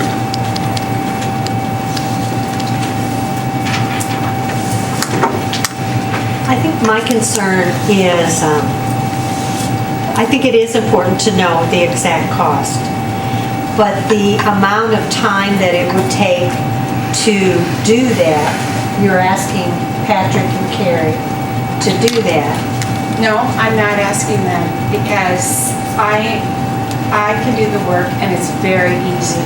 I've already spent. But see, that is not board work. The board work is, it's the work of the staff to put those things together and to come up with bills and that sort of thing. And I agree with Linda, it's a lot of work for our staff to have to put together and go back several years to pull those kinds of numbers together. Well, I take exception to that because in this case, I think the sunshine laws trump any sort of observation you might have about operational intrusion. I know these numbers are incorrect. I know that. I know they're understated. I know they're incorrect. How do you know that?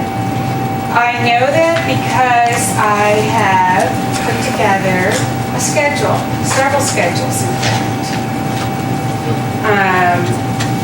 Let me just show you. Where did those numbers come from?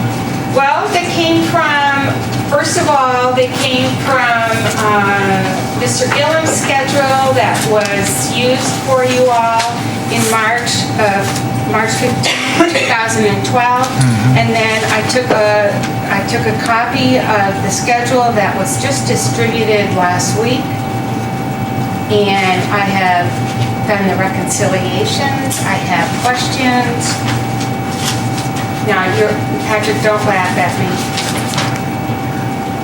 I had to do it by hand because there are a lot of numbers floating around. I can say with assurance that this schedule is not something I feel comfortable with. It doesn't appear complete. There are some estimates on there, and then if you go over to the actual, there's still nothing. I have to agree with Susan that we need to at least make an effort to make sure they're as close as possible with our information if we're going to leave that as our final schedule going out to the public. One of the things that I can tell you, for example, the numbers that Mr. Gillum posted on his schedule were interim numbers. And as of March 2012, those numbers were okay. Because he took these numbers, he took his numbers from what's called a waiver of lien to date, which is filed over time with it's called the Recorder's Office. Well, the last waiver of lien to date is January 23rd, 2012. And he used a great many of these numbers to put this together. But his numbers that he used for final are actually tied as interim numbers. And there is a column that says payment due. So the only thing I need is to get the last couple of schedules regarding the waiver of lien to date. And if the district doesn't have that, then it should. Gilbane has to file these waivers, and if the waiver of lien has not been filed showing a zero balance, then we need to get that on our books. My statements are based on independently produced documents, the waiver of lien statements. These are filed with the state. They were produced in the district, right? No, They were produced by Gilbane, based on it? Correct. Okay. They're produced by Gilbane, they're filed in the county, they're filed in Cook County. Well, You know, I appreciate the fact that you've done all this, Susan, I really do, because it sounds like there are some holes, and there are some discrepancies. But I think if there's something, a document that needs to be produced, it should be produced by the administration. That's fine. Not by a board member. In fact, I don't know what the proper procedure would be, but can we as a board vote to authorize a board member to come up with this information? Or do we make a motion to say that the administration needs to produce that for us? With your input, I mean, you can have input to catch it, but I think it's the administration's responsibility to come up with that, not a board member.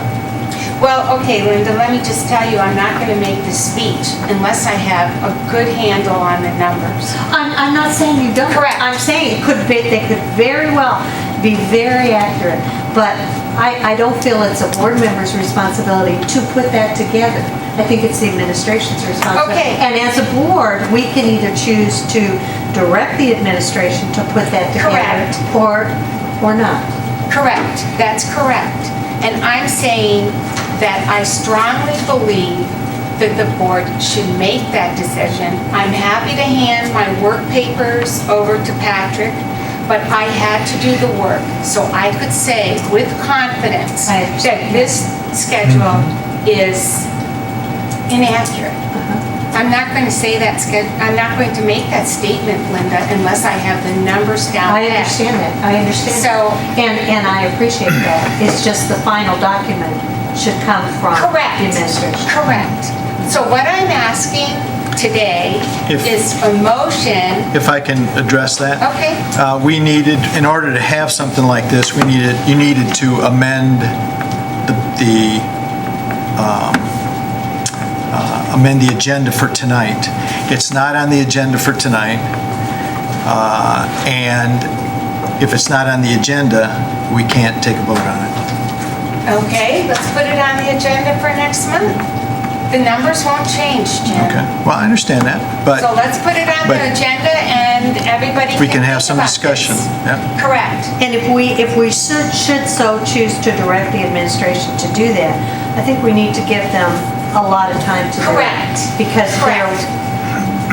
I don't want to put more on Patrick's plate, more on Carrie's plate, while they're getting our budget ready, while they're starting the school Correct. year. August, September, October are extremely Correct. busy for them. Correct. We won't make the deadline onerous, but we will make a commitment to provide that schedule. I'm perfectly happy with that. Should we Should the board direct decide? them to do that? I think in the interest of transparency, the information needs to be accurate, and it sounds like it's not. It sounds like it's never been completed. Correct. Correct. There were documents that was an ongoing working document, and it's never been closed out. or Correct. balanced, right? There are deficiencies but that's exactly right. Mr. Gillum decided to close out that discussion on GES in March, long before the project was actually done. Well, what date did you have on those? Because the school opened in 2011, in the fall of 2011, right? It says the original budget was 6/14/10. Is that the date? Probably not the original one, no, but Yeah, it was, I don't know. It opened in the fall of 2011. actually, there was a $318,000 payment that was made in Patrick, am I right? It was made in 2012, 2013 year, that $318,000. Remember, it's in the audit footnotes. I think we need to get this, if Correct. necessarily, Let's on the close. agenda for next month. That's fine. And see where we go from there. That's fine. I'm happy to put it on the agenda. We'll have the board members vote. Okay. Anything else on roundtable? Carrie, anything else? No? No. Future board meeting dates. Of course, the back to school breakfast, 8 a.m. at GHS on August 12th. Our next meeting is August 26th. And then this Friday, July 26th, we have a board retreat. And I've talked with several people about this, but let me just let everybody know. This document was out there. This document was created from some goal setting that we did with Larry Dirks. And I don't know how many meetings, we had 3 or 4 meetings, somewhere in that neighborhood. And I think, Susan, you were at, I don't know if you were at all of them, but you were at a couple of them. And I think we're going to put this, is this online yet or not? It's in board docs. It's in board docs under Friday's meeting. And what I talked to Larry about is that we've got 15 of goals that we came up with as a group, as a team of 8, when we put this together. However, the team of 8 at that time was different. Dr. Quetter was on the team, and Ellen Harling was on the team, and the team has changed here this year. So what Larry is going to do, and what I've asked him to do, is put together, and I should have something possibly tomorrow from him, but we're going to review what this information is in here. We're going to review the goals, make sure that these are goals and where we put them under the different goal areas. Review those, and make sure that those are still the goals of the district, of the board. And then what we want to do is to try and take a look at some of the goals that we do have established, and then take a look at several of those goals over the next 6 months. Because if we try and look at all 15 in the next 6 months, we won't do justice to any one of them. So we'll take a group of goals and concentrate on those over the next few months, the time period to be decided at this meeting, and see where we are with those, and then continue to do that. And some of these goals may change, some of them kind of overlap, the way I see it anyway. And so that's what we're going to be doing for the most of the time on Friday. Before Friday's meeting, can you put together an email which goals you and Carrie have placed on the agenda? We haven't placed any on the Okay, agenda. I mean, you haven't chosen? No, that's a board, that's a board choice. It's not something that I'm going to do, or Carrie's going to do, or any individual board member is going to do. It's going to be as a group of 8, as a team of 8 that we've got. And then we'll decide, when we're looking for feedback from the administration on those goals, if they're administrative goals, if they're board goals, and when we're going to get, assigned or take volunteers as to people who will take a look at those. Does this then replace the September meeting that was on our schedule where we were going to have a board retreat or team of 8, or? Well, then we've kind of tried to combine a couple of, we're going to do a board self-evaluation is what I thought we were going to do in September, wasn't that on the schedule we're for not going September? to meet then in September, we're going to Depending on incorporate it. depending on what happens here. Okay. I think we'll take a look at that, and we'll make that decision then. And we're also going to look at how, Larry talks about this as a balcony perspective, and we kind of take a look at that and what that means as far as achieving these goals is concerned, and how we can accomplish that. So, meet from 9 to noon right here in the district office. In the afternoon, anybody who wants to, we're going to go on a little tour of some of the buildings. I don't know, Dave's gone, so I don't know who all, if we're going to... Dave will be there, Dave the will be there. principals, so I'm just going to Okay. text him on our way there, and A question on that. Yeah. Do we need to post that as a meeting? If We more- did. It is. we did. We just building tour? put it at the Yep. bottom of that same Yep. meeting, because, absolutely. Yep. That way as many can come as want, Sure. Thank you. I would suggest closed-toed shoes, flat shoes, and then we'll have hard hats in case we need them, but they typically don't like us to be around construction sites with open shoes. Long pants, they like Yeah, us to long wear long pants too. Sheesh. I know, we're quite Wear your steel And toed. we don't necessarily have to heels. visit the construction sites, because even though we'll be passing through some, but those, I figure, will, as things start to progress more in the additions, we'll do another tour. But this is more orientation for, our new board members too, about, some of our buildings, so we're gonna get through as many as we can. Okay, anything else? If nothing else, one more thing. Any visitors wish to address the board concerning any topic? I don't see any, so I'll have a motion to adjourn. So moved. Thank you. Second, please. I just want to say one Second. thing. There were 38 Illinois scholars from Glenwood High School.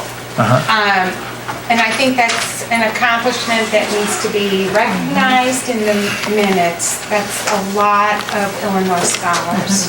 Absolutely. So- Mr. Lee made a great speech Yes. at graduation, He did. recognizing all the scholars. I know. He did. So I have a motion, Brandon, and second, Steve, right? Yes. All in favor, say aye. Aye. Opposed? Your bricks are in the other room. Yes.